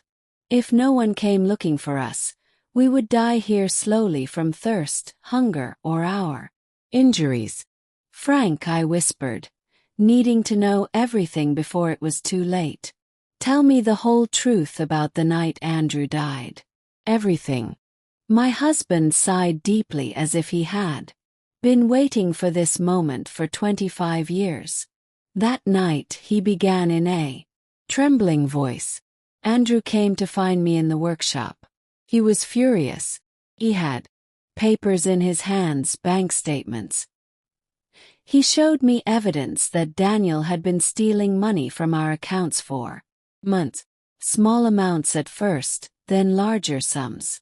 Andrew had been investigating because he had noticed discrepancies in our savings. The physical pain mingled with the emotional pain as I listened to the truth that had been hidden for decades. Andrew wanted to confront Daniel that same night. Frank continued. I tried to calm him down to convince him to wait until the next day, but he was determined. He said he couldn't sleep, knowing his younger brother was stealing from us. And you followed him? I asked, though I already knew the answer. I followed him because I was afraid of what might happen. I knew Andrew's temper when he got angry, and I had noticed something strange about Daniel lately, a coldness that worried me. When I got to the gorge, Frank continued, I found them screaming at each other. Andrew had the papers in his hand, waving them in Daniel's face. You're a thief, he was yelling. You're stealing from our own parents. Daniel denied everything. He said Andrew was crazy, that he was making things up. My heart raced as I imagined the scene. My two sons facing each other in the dark, one accusing the other of betrayal. What happened next? I asked, dreading the answer. Frank paused for a long time before continuing. Andrew told Daniel that if he didn't return the money and confess everything to us, he would tell us the truth himself. Daniel went berserk. He yelled that Andrew had always been the favorite, that he had always had everything easy, that it was time for things to change. Frank's voice broke. Then Daniel pushed Andrew. Wasn't an accident. Amanda, he pushed him with all his strength, deliberately. I saw Andrew trying to keep his balance, his arms flailing desperately, looking for something to grab onto, but it was too late. Tears streamed down my cheeks, mixing with the blood from my wounds. Why did you never tell me the truth? Frank sighed deeply. Because when I got to where Daniel was, he was crying, trembling, telling me over and over that it had been an accident, that he hadn't meant to do it. He begged me not to tell you, said he couldn't lose you too. But you knew it was a lie, I murmured. Yes, but he was my son, Amanda, my only surviving son. How could I turn him over to the police? How could I destroy what was left of our family? His justification hurt as much as my physical injuries. And the stolen money, I continued. Daniel promised me he would return it little by little. He swore it had been a bad decision, that he had been desperate, that it would never happen again. But he never returned a single penny. In fact, he kept stealing. And I kept quiet because every day that passed made me more of an accomplice to his crime. Just then we heard voices in the distance. Someone was coming. Could be Daniel with help. Frank whispered, urgently. Or it could be rescuers. If Daniel, we need to keep playing dead. He thinks we're already gone. Nodded slightly, closing my eyes again and forcing my body to go completely limp. The voices grew closer, accompanied by the sound of someone picking their way carefully down the rocky slope. Hello, Calden. Unfamiliar male voice. Anyone down there? Frank and I remained silent, not knowing if this was help or a new threat. Sheriff's Department, the voice called again. We received an emergency call from this location. The 911 call, it had gone through after all. Relief flooded through me, but I remained motionless, waiting for confirmation that it was truly help arriving.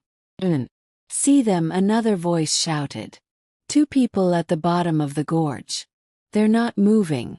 The sound of boots on loose rock grew louder as the rescue team made their way down to us. I felt a gloved hand on my neck, checking for a pulse. This one's alive, the rescuer called out. Female 60s. Multiple injuries but stable pulse. Another rescuer was checking Frank. This one too, male, same age also. Oh well, then did I allow my eyes to open fully, blinking against the late afternoon sunlight. Ma'am, can you hear me? The first rescuer asked, a young woman with kind eyes visible above her mask. My name is Paramedic Chen. You're going to be okay. We're going to get you out of here. Husband, I croaked, my voice barely audible. Is he? He's alive, Chen assured. Injured but alive. Can you tell me your name? Amanda Wilson, I whispered. And that's my husband. Frank. Mrs. Wilson, can you tell me what happened? How did you fall? I gathered my strength, knowing this was my chance to tell the truth. My son Daniel, he tried to kill us. He pushed us. Chen's eyes widened with shock, but her professional demeanor didn't waver. Your son pushed you intentionally? Yes, I confirmed. He killed my other son 25 years ago. Same way. We have proof on my husband's phone.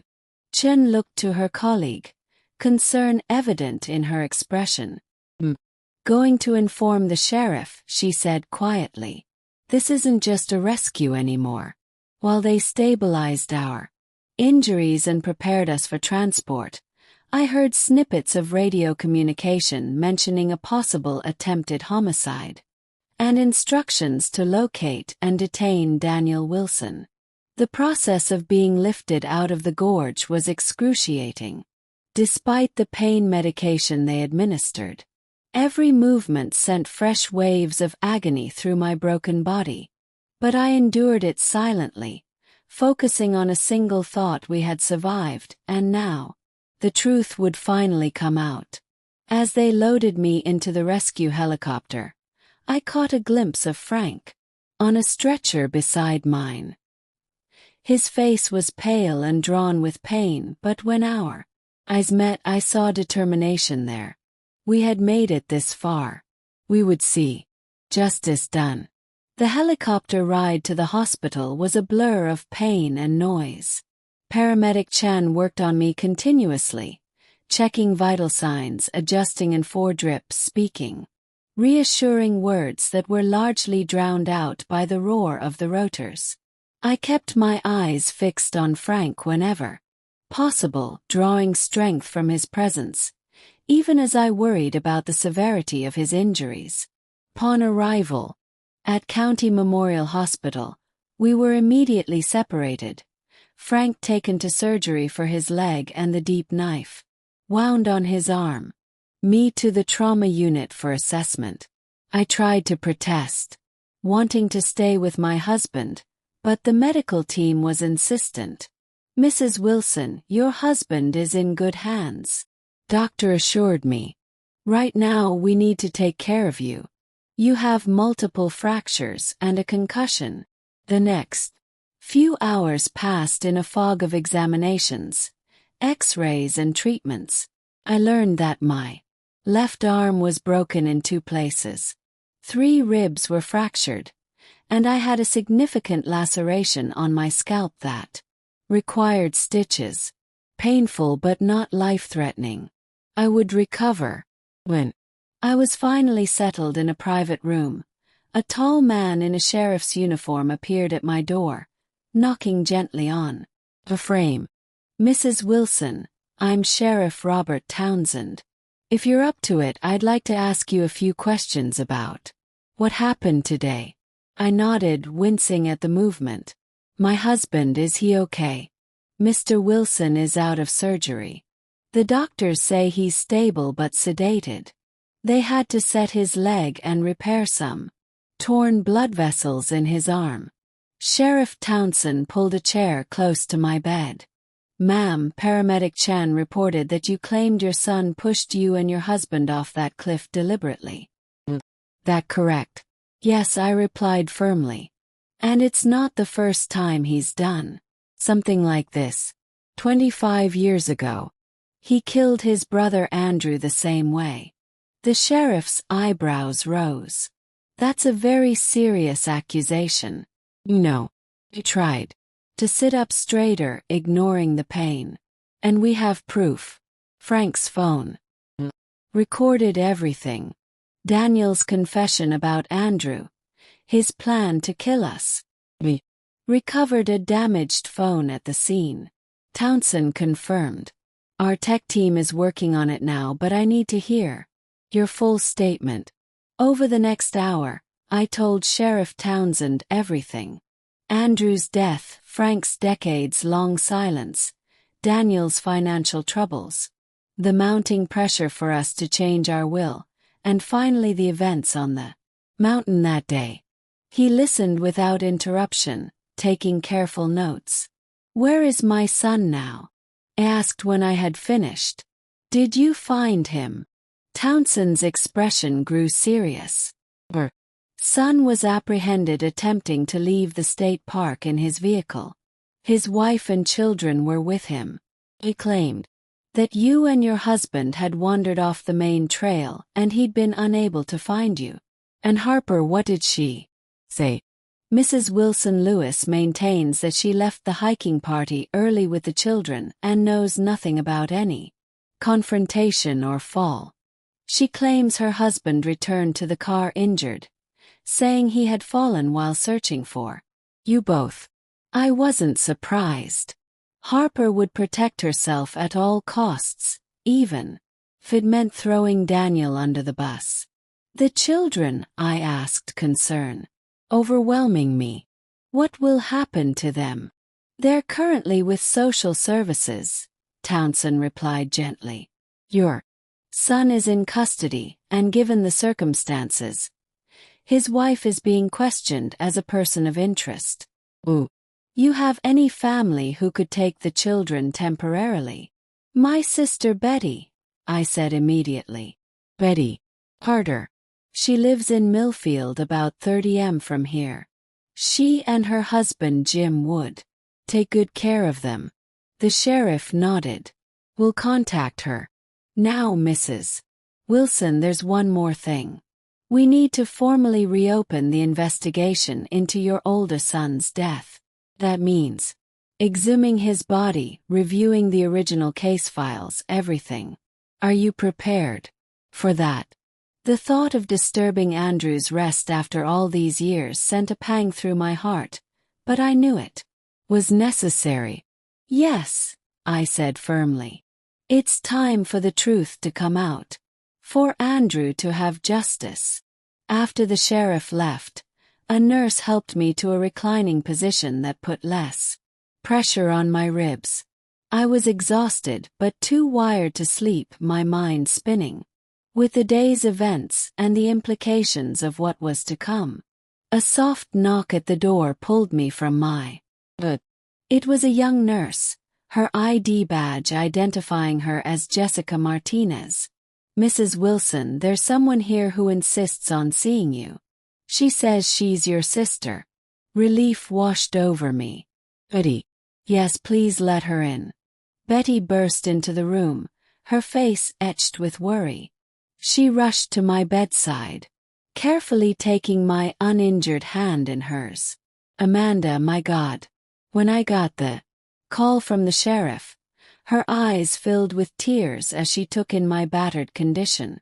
They said Daniel did this. That he tried to kill you and Frank. I couldn't believe it. It's true, Betty, I said softly. All of it. And theirs. Or so much more.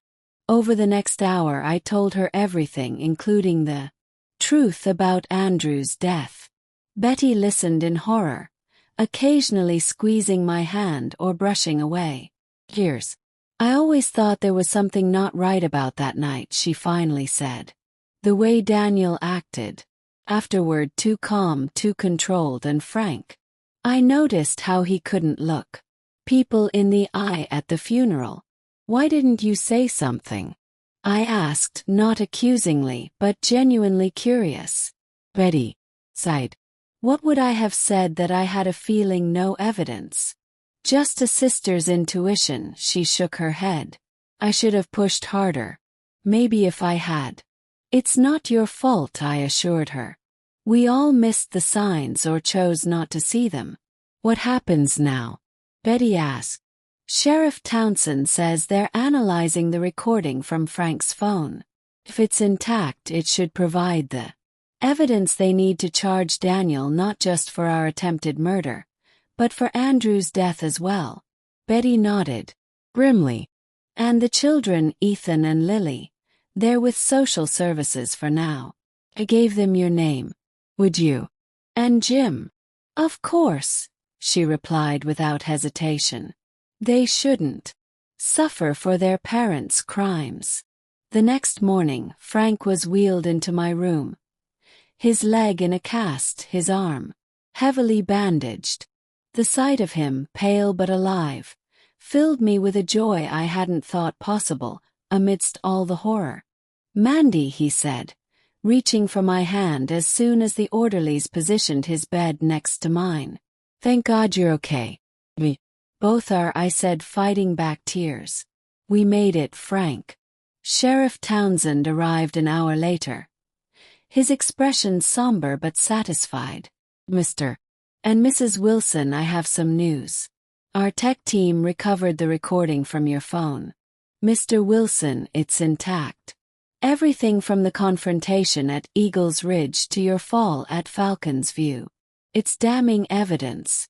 Frank squeezed my hand. And Daniel, your son, has been formally charged with 2 counts of attempted murder as well as assault with a deadly weapon. We're also reopening the investigation into Andrew Wilson's death in 1999. Given your testimony and the recording, we expect to file murder charges for that incident as well. And Harper, I asked. Townsend's expression hardened. Mrs. Wilson Lewis is currently maintaining that she knew nothing about any plan to harm you. However, we've obtained a warrant to search your son's home and business, and we've uncovered some interesting financial documents. It appears they took out substantial life insurance policies on both of you about 6 months ago. So she was involved, Frank said grimly. Certainly appears that way. The sheriff confirmed. We're continuing to build the case against her. Over the next few days, as Frank and I began the slow process of recovery, more details emerged. The search of Daniel and Harper's home had uncovered a hidden safe containing not only the insurance policies but also forged documents with our signatures, granting Daniel power of attorney over our affairs. There were also detailed notes about the mountain trail. With Falcons View marked as an ideal location, Betty brought Ethan and Lily to visit us in the hospital. The children were confused and frightened, unable to understand why their parents weren't coming home. Where's Mommy and Daddy? Lily asked, her small face crumpling as she climbed carefully onto my bed, mindful of my injuries. They have to stay away for a while. Sweetheart, I said, struggling to find words that wouldn't traumatize her further. So, you're going to stay with Aunt Betty and Uncle Jim? Did Daddy hurt you? Ethan asked suddenly, his 9-year-old perception cutting straight to the heart of the matter. Is that why he can't come home? Frank and I exchanged pained glances. How do you explain to a child that his father tried To murder his grandparents, Ethan. Frank said gently. Sometimes grown-ups do very wrong things and then they have to face consequences. Your dad made some bad choices and now he has to answer for them. But he loves us, Lily insisted, tears welling in her. He reads me stories every night. My heart broke for these innocent children caught in a nightmare not of their making. He does love you, I assured her, stroking her hair. Doesn't change. But he did something very wrong. And now he has to take responsibility for it. After the children left with Betty, Frank and I discussed their future. We should apply for custody, I said firmly. Once we're recovered, they need stability, love. Frank nodded, his eyes. Can we do it at our age after everything that's happened? We have to try, I replied. They're Andrew's niece and nephew. They're our family. We can't abandon them. 2 weeks after the fall, Frank and I were discharged from the hospital to continue our recovery at home. Betty and Jim had cleaned the house, stocked the refrigerator, and set up temporary beds on the ground floor so we wouldn't have to navigate stairs. Media had gotten hold of the story by then, local news at first, then national outlets. Family betrayal, son attempts to murder parents for insurance money, blared one headline. 25-year-old murder. Mystery solved, proclaimed another. Reporters camped outside our home until Sheriff Townsend intervened, establishing a perimeter and threatening trespassing charges. Still, the phone rang constantly with requests for interviews, book deals, movie rights. We declined them all, wanting only peace and time to heal. The preliminary hearing for Daniel was scheduled for a month after the incident.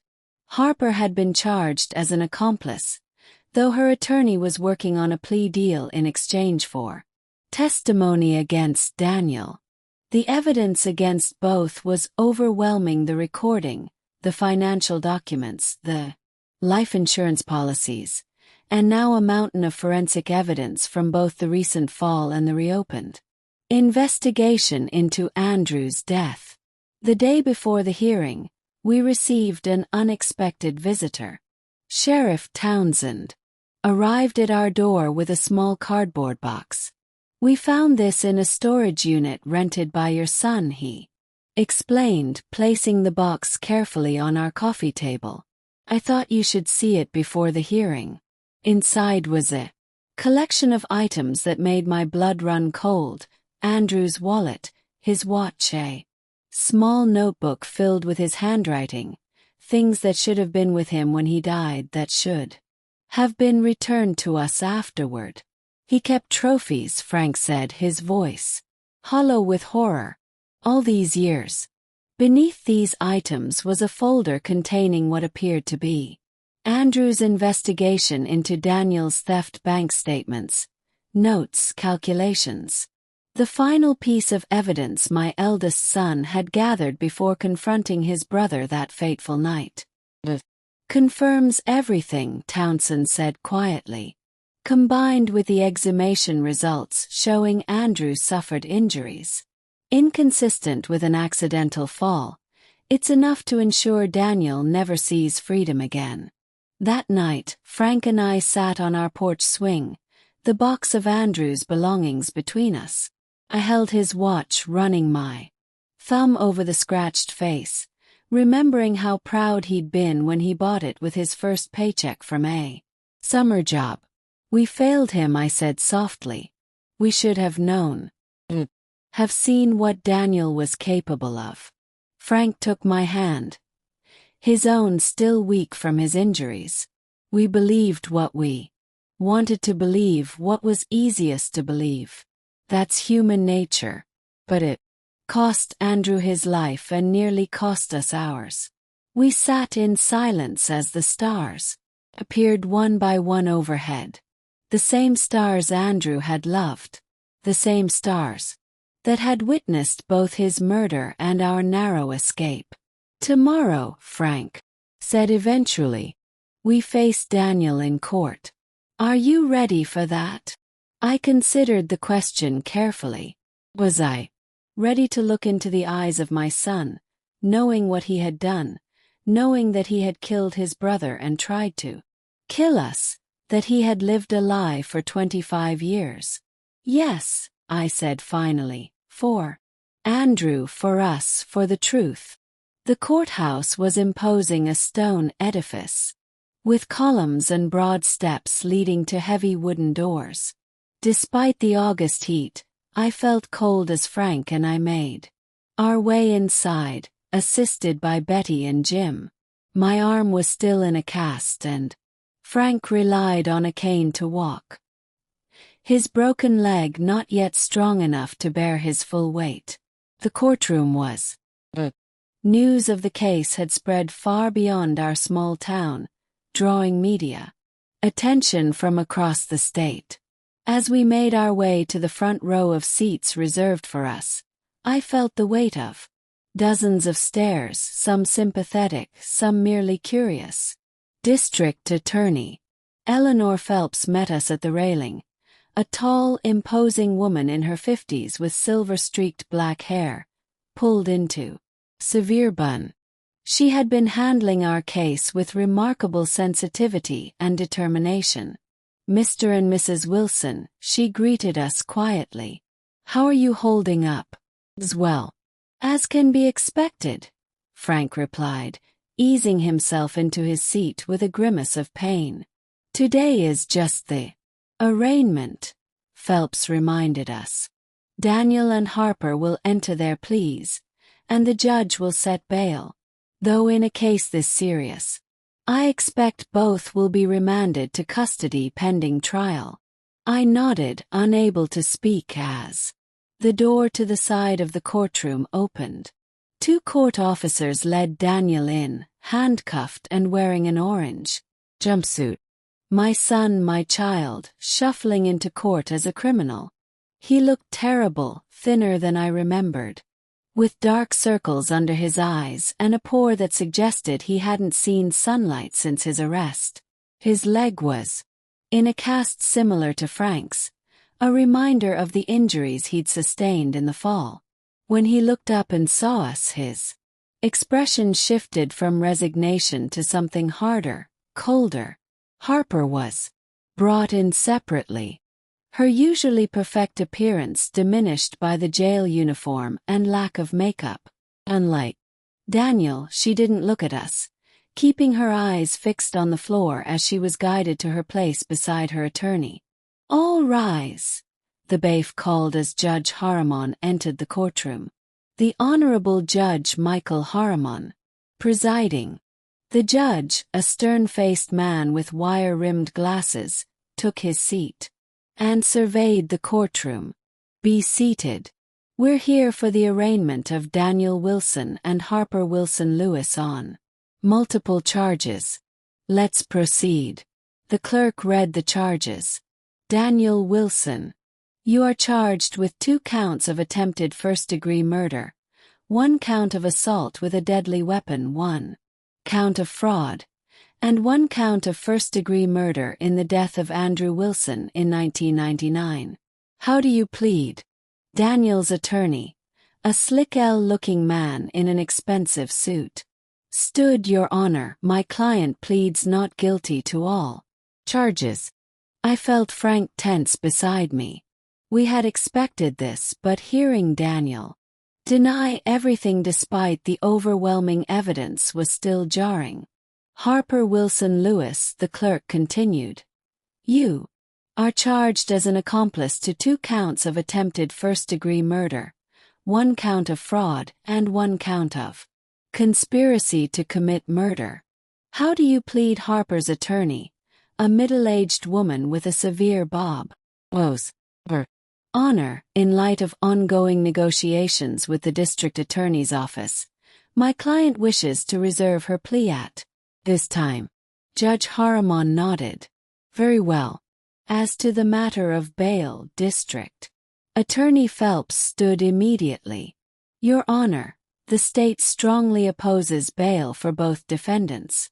They are charged with extremely serious crimes, including murder.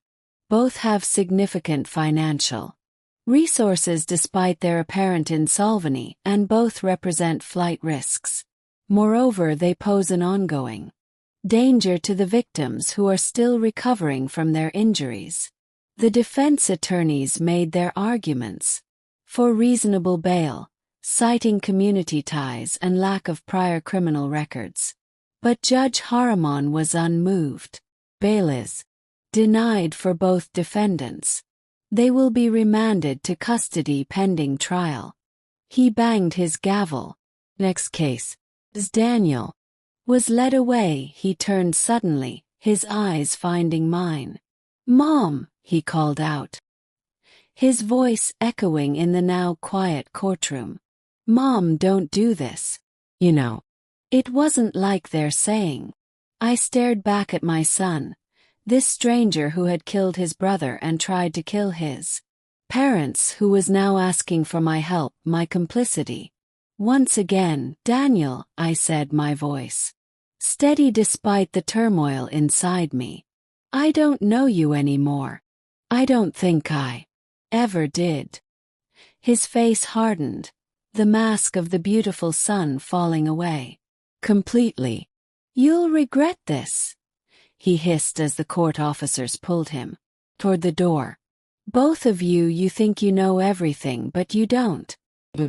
Have no idea." The threat hung in the air as he was led away, leaving a chill that had nothing to do with the courtroom's air conditioning.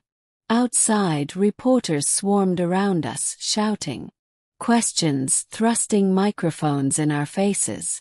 Betty and Jim formed a protective barrier, guiding us toward the car. Waiting at the curb, I kept my head down, ignoring the questions, the camera flashes, the chaos. Only when we were safely in the car did I allow myself to breathe. "He threatened us," I said quietly, "right there in the courtroom." Frank took my hand. "He's desperate. He knows the evidence against him is overwhelming." "But what did he mean?" "Think you know everything, but you don't. He's trying to unsettle us," Betty said from the front seat. "Don't let him." But the words had found their mark. What else could there be? What other secrets was Daniel keeping in the weeks that followed? We learned that Harper had indeed struck a deal with the prosecution in exchange for a reduced sentence. She would testify against Daniel, providing details about the planning that had gone into the murder attempt, and confirming that Daniel had confessed to her years ago about killing Andrew. The trial was scheduled for November, giving Frank and me more time to heal physically, if not emotionally. We focused on the things we could control: our recovery, supporting Ethan and Lily, who visited every weekend, from Betty and Jim, and preparing for the legal battles ahead. We also began the process of applying for permanent custody of our grandchildren. The social worker assigned to their case, Marlene Jenkins, visited our home to assess its suitability. "The children speak very highly of you.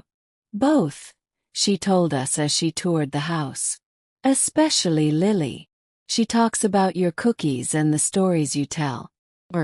"They're good kids," Frank said, his voice rough with emotion. "None of this is their fault." "No, it isn't," Jenkins agreed. "And that's precisely why finding them a stable, loving home is so important." She made a few notes on her tablet. "How are you planning to handle the physical demands of raising young children, given your recent injuries and your age?" It was a fair question, one we had discussed extensively. "We're healing well," I explained. "The doctors say we should regain most of our mobility, and we've made some modifications to the house: grab bars in the bathroom, a ramp at the back entrance. Betty and Jim have also agreed to help whenever needed." Jenkins nodded, continuing her assessment. By the end of the visit, she seemed cautiously positive about our application. You clearly love these children, she said as she prepared to leave. And they love you. That counts for a lot. As the trial date approached, District Attorney Phelps visited us at home to prepare us for our testimony. This won't be easy, she warned. Daniel's attorney will try to discredit you, to suggest you're confused, mistaken, or even lying. He'll use Frank's long silence about Andrew's death to paint him as an unreliable witness. We know, I said, squeezing Frank's hand. We're ready. Phelps nodded, satisfied. The evidence is strong. The recording, the forensic findings, Harper's testimony, the items from the storage unit. But your testimony as the victims and as Andrew's parents will be crucial in helping the jury understand the human cost of these crimes. The night before the trial began, Frank and I sat on our porch swing, bundled against the November chill. The stars were hidden behind clouds, a fitting backdrop for the dark days ahead. Keep thinking about what we'll say to Daniel's children when they're older, I said quietly.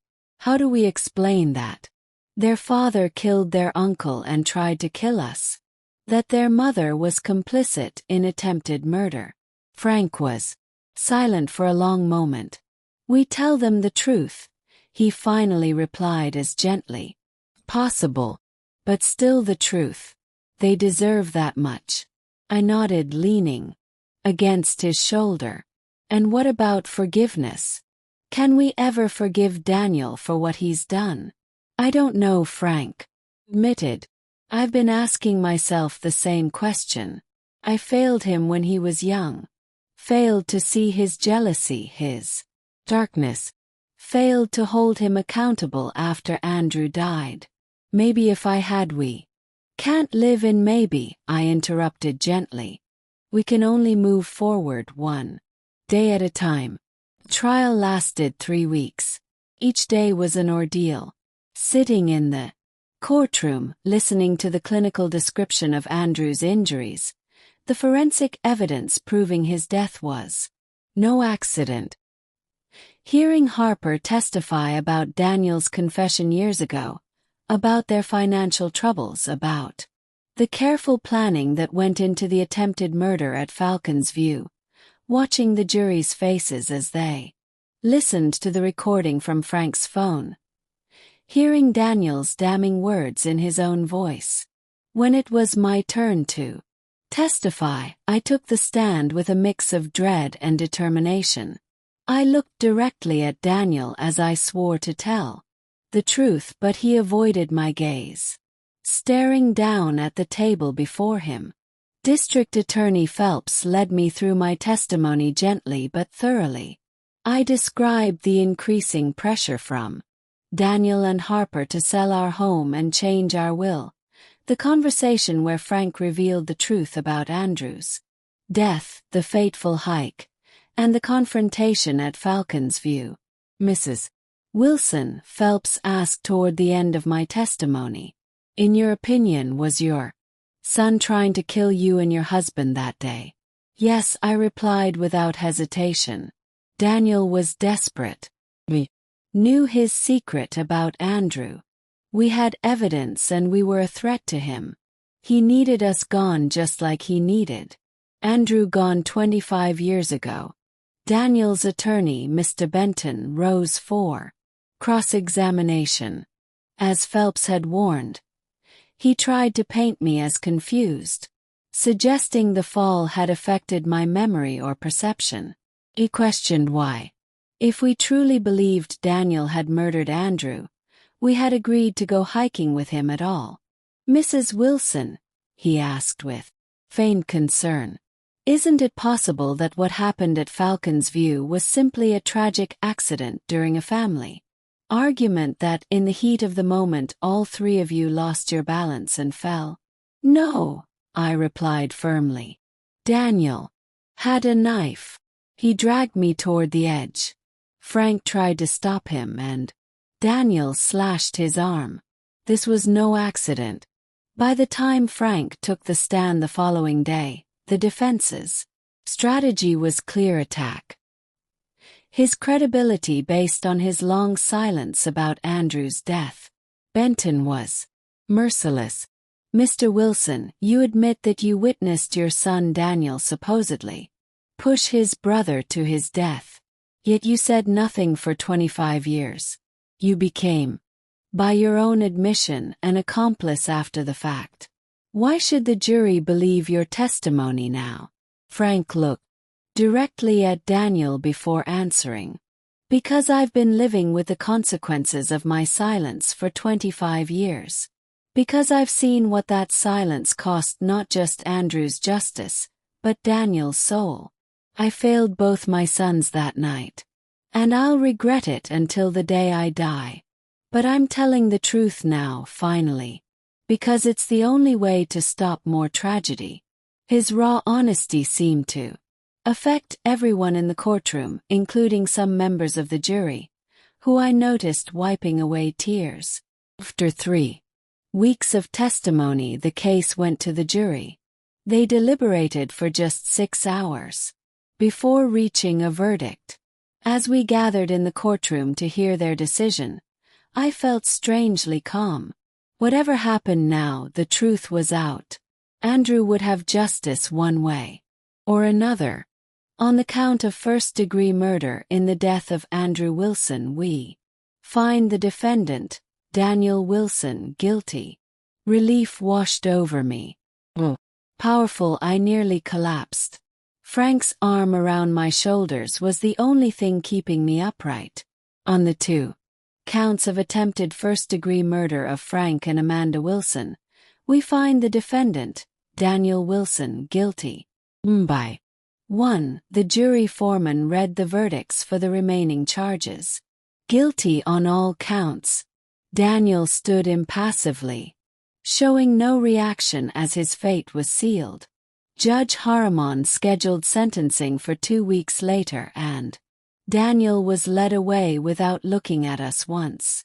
Harper had already received her sentence as part of her plea deal, 15 years with the possibility of parole after 10 in exchange for her testimony against Daniel. When we returned to court for Daniel's sentencing, the atmosphere was somber. This time Ethan and Lily were with us, having insisted on being present despite our reservations. At 9 and 6 they were young to witness such proceedings. But as Betty had argued, they deserve closure too. Judge Harriman allowed victim impact statements before pronouncing sentence. Frank went first, his voice steady as he described the loss of Andrew, the years of secret guilt, the betrayal by a son he had tried to protect. Then it was my turn. I stood slowly, still mindful of my healing injuries, and faced the court. 25 years ago, I lost my firstborn son. Believed it was a tragic accident, and I grieved accordingly. Now I know it was murder committed by his own brother, my younger son, whom I continued to love and nurture, never suspecting the darkness within him. Paused, looking directly at Daniel for the first time since the trial began. He finally met my gaze, his expression unreadable. Asked myself countless times where I went wrong as a mother, what signs I missed, what I could have done differently. I may never have those answers. But I do know this: despite everything, I cannot stop loving the son I raised, even as I abhor the man he became. Tears filled my eyes, but I blinked them away, determined to finish. Daniel took everything from his brother Andrew's life, his future, his chance to fall in love, to have children, to grow old, and he nearly took everything from his father and me. But he failed. We survive. And now the truth has survived too. Today I ask this court for justice, not just for Andrew, not just for Frank and me, but for Ethan and Lily. Innocent children who have lost both parents to greed and violence. They deserve to grow up in a world where actions have consequences, where truth prevails over lies, where love doesn't have to mean blind acceptance of evil. As I returned to my seat, I heard a small sound from Daniel.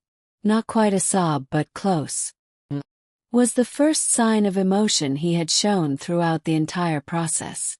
Judge Harriman's sentence was severe, but just life imprisonment without the possibility of parole for Andrew's murder, plus additional consecutive sentences for the attempted murders of Frank and me.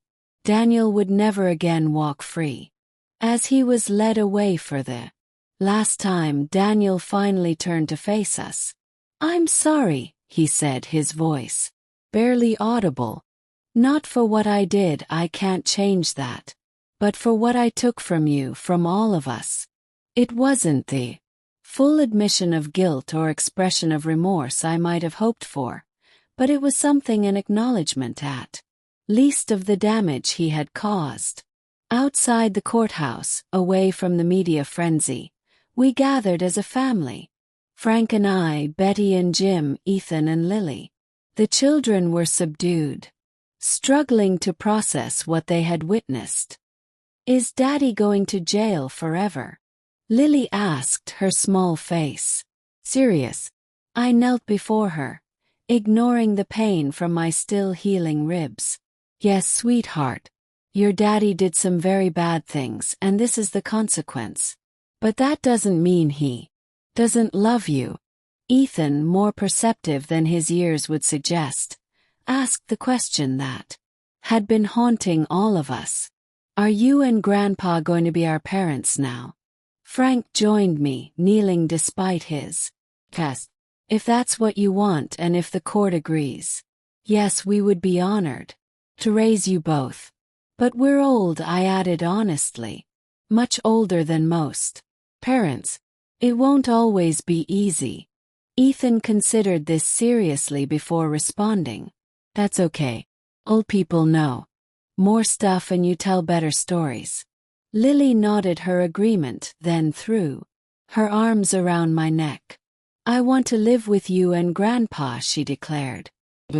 "Make me feel safe." Over her small shoulder, I met Frank's eyes, seeing in them the same mix of grief and hope that I felt. We had lost so much: Andrew to death, Daniel to darkness, our sense of security and trust. But we had gained something: to the truth. Finally, after 25 years, and these children, these precious links to the future. 1 month later, the family court judge granted us permanent custody of Ethan and Lily. We moved them into our home, Andrew's old room for Ethan. The guest room transformed with pink paint and butterfly decals for Lily. Their presence filled the house with noise and activity, challenging our aging bodies, but rejuvenating our spirits. Each night, as I tucked Lily into bed, she would ask for a story about Uncle Andrew when he was little. I would tell her about his kindness, his laughter, his dreams of reaching the stars. I wanted these children to know the uncle they had never met, to carry forward the best parts of our family's legacy rather than the tragedy that had nearly destroyed us. On the anniversary of Andrew's death, now understood in its true context, we visited his grave as a family. Frank had crafted a new headstone, one that read, "Andrew James Wilson, beloved son and brother whose truth finally came to light." We placed wild flowers on the grave, Andrew's favorite, and stood together in a moment of silent remembrance. As we walked back to the car, Ethan slipped his hand into mine. "Grandma," he said thoughtfully, "do you think Uncle Andrew can see us from heaven? Do you think he knows we remember him?" I squeezed his small hand, finding comfort in his innocent wisdom. "Yes," I replied. "I believe he does, and I think he's watching over all of us." Frank put his arm around my shoulders, and Lily skipped ahead, chasing a butterfly across the cemetery grass. We were not the family I had imagined all those Years ago, sitting on the porch swing with Frank and dreaming of our future. We were something different now. Scarred, but stronger, broken but rebuilt. Bound together not just by blood but by truth. By survival, by choice.